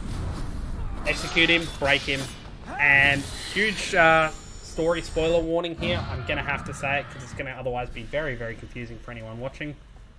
Cool. We are now a Nazgul. Celebrimbor betrayed us. Atariel betrayed us. Left us for dead. We picked up Isildur's ring and we are now taking Isildur's place as a Nazgul. However, we are not completely under the control of the Witch King yet, and we're going to fight back against the Witch King. But now we have a bunch of new powers.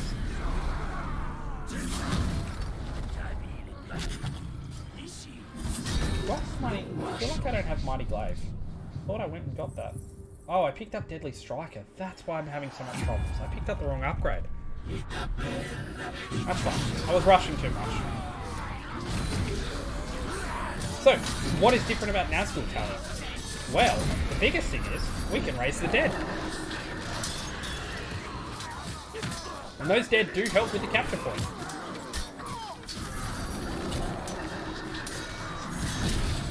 Now, one other thing I'm trying to do here is I'm trying to build up my Elven Rage to full. We'll capture this point, and we'll continue on from there. We're going to climb this building, flip up here, a bit slow, but flip over here, dash to this point, and then we're going to capture the next flag. Again, this game really loves its capture the flag methodology, so...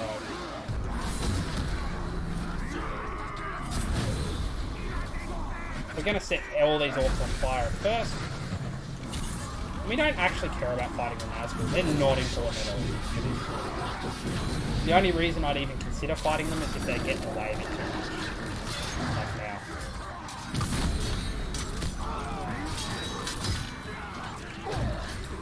Look at that. We've run out of the circle. That's really bad. One of the big key things here is we need to stay in the circle as much as possible. Unfortunately, I just flipped over the wrong orc. That happens. And now this capture point should be ours. take that capture point. We're going to run directly up this wall, and we're going to, again, dash around the city. You can hear the dead orcs, you know, muttering stuff, and the dead captains as well. We've also got dead humans on our side now. It's a little bit, you know, grotesque and graphic, but hey, it's what needed to be done. We did what needed to be done when Celebrimbor betrayed us. Because we are now the protectors of Middle-earth.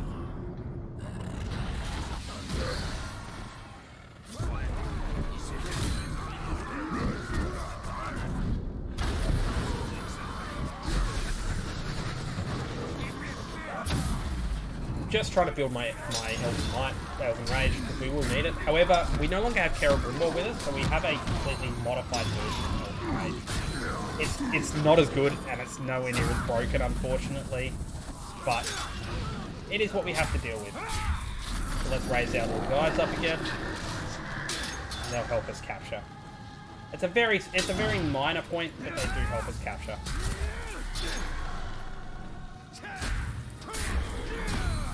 I'm not going to finish off that Nazgul because that's a cutscene we don't need to watch. I'm just going to keep knocking him away. I normally have another technique for this, but unfortunately we don't have any orcs in the right position for my favourite technique. But we will this time around, so we're going to see that. We'll Shadow Strike up here.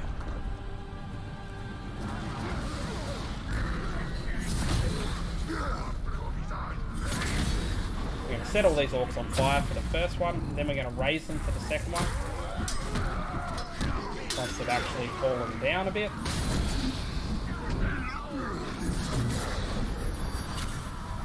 And this is my favourite technique. We're going to play hopscotch, because this stops the Nazgul from attacking us at all.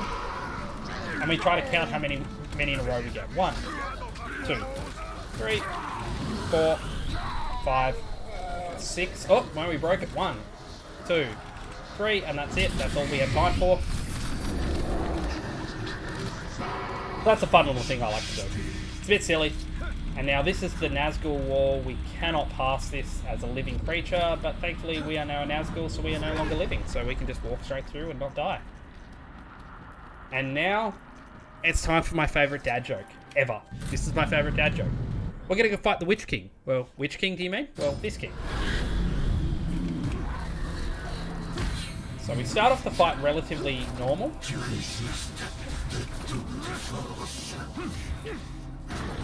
And now as we stun him, we're going to activate our new version of Elven Rage. We're going to summon the boys. And they're going to start doing DPS to the Witch King. And if we do this right, we may not have this. We may have skipped 2 phases. Oh, we one-cycled him. That's awesome. That is so difficult to do. I'm so glad I got that. Oh, that is so good. One-cycling the Witch King is huge. Alright, and fine for the final fight. And guess what we're going to do? We're going to bring back an old strategy. We're going to switch the game to Brutal. Why would we switch the game to Brutal this time around? Well,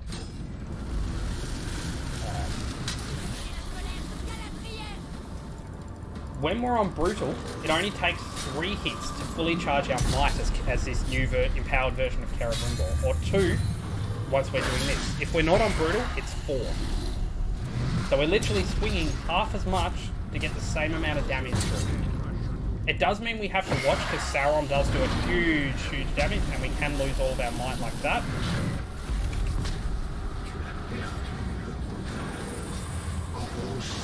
But it is fun. And again, we're going to have a 3-phase fight. And now I'm going to make every single Lord of the Rings fan upset. This is phase 2. This is Mecha Sauron. I know it's not a mech, but I like to call it Mecha Sauron. It makes everyone so angry, and it makes me happy.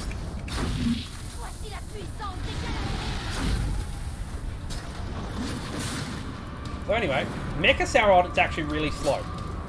And we can usually keep him in a stun lock, or just attack once and dodge. It depends on the animations that Celebrimbor decides to actually go with. So for instance, we'll only be able to get 1 attack here. So we have to dodge, because Celebrimbor did the weird little flip thing.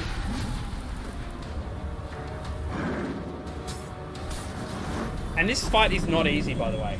We have it pretty much down pat to the point where I know what's going to happen, so I'm very much prepared for it all. So trying to drain and try to take Sauron, he's gonna be like, no, I'm angry now. And he's gonna start using instant transmission all around the floor. But if I do this right, I can execute him before he does that. And that's time. That is so good. I love that. Oh, that was amazing. That was under 3 hours. For a showcase run where I was explaining a lot more and talking a lot more, I'm really happy with that. We had some really good RNG. We had some really bad RNG. Overall, I would say that was an above average RNG run though. I had a lot of fun. Absolutely a lot of fun.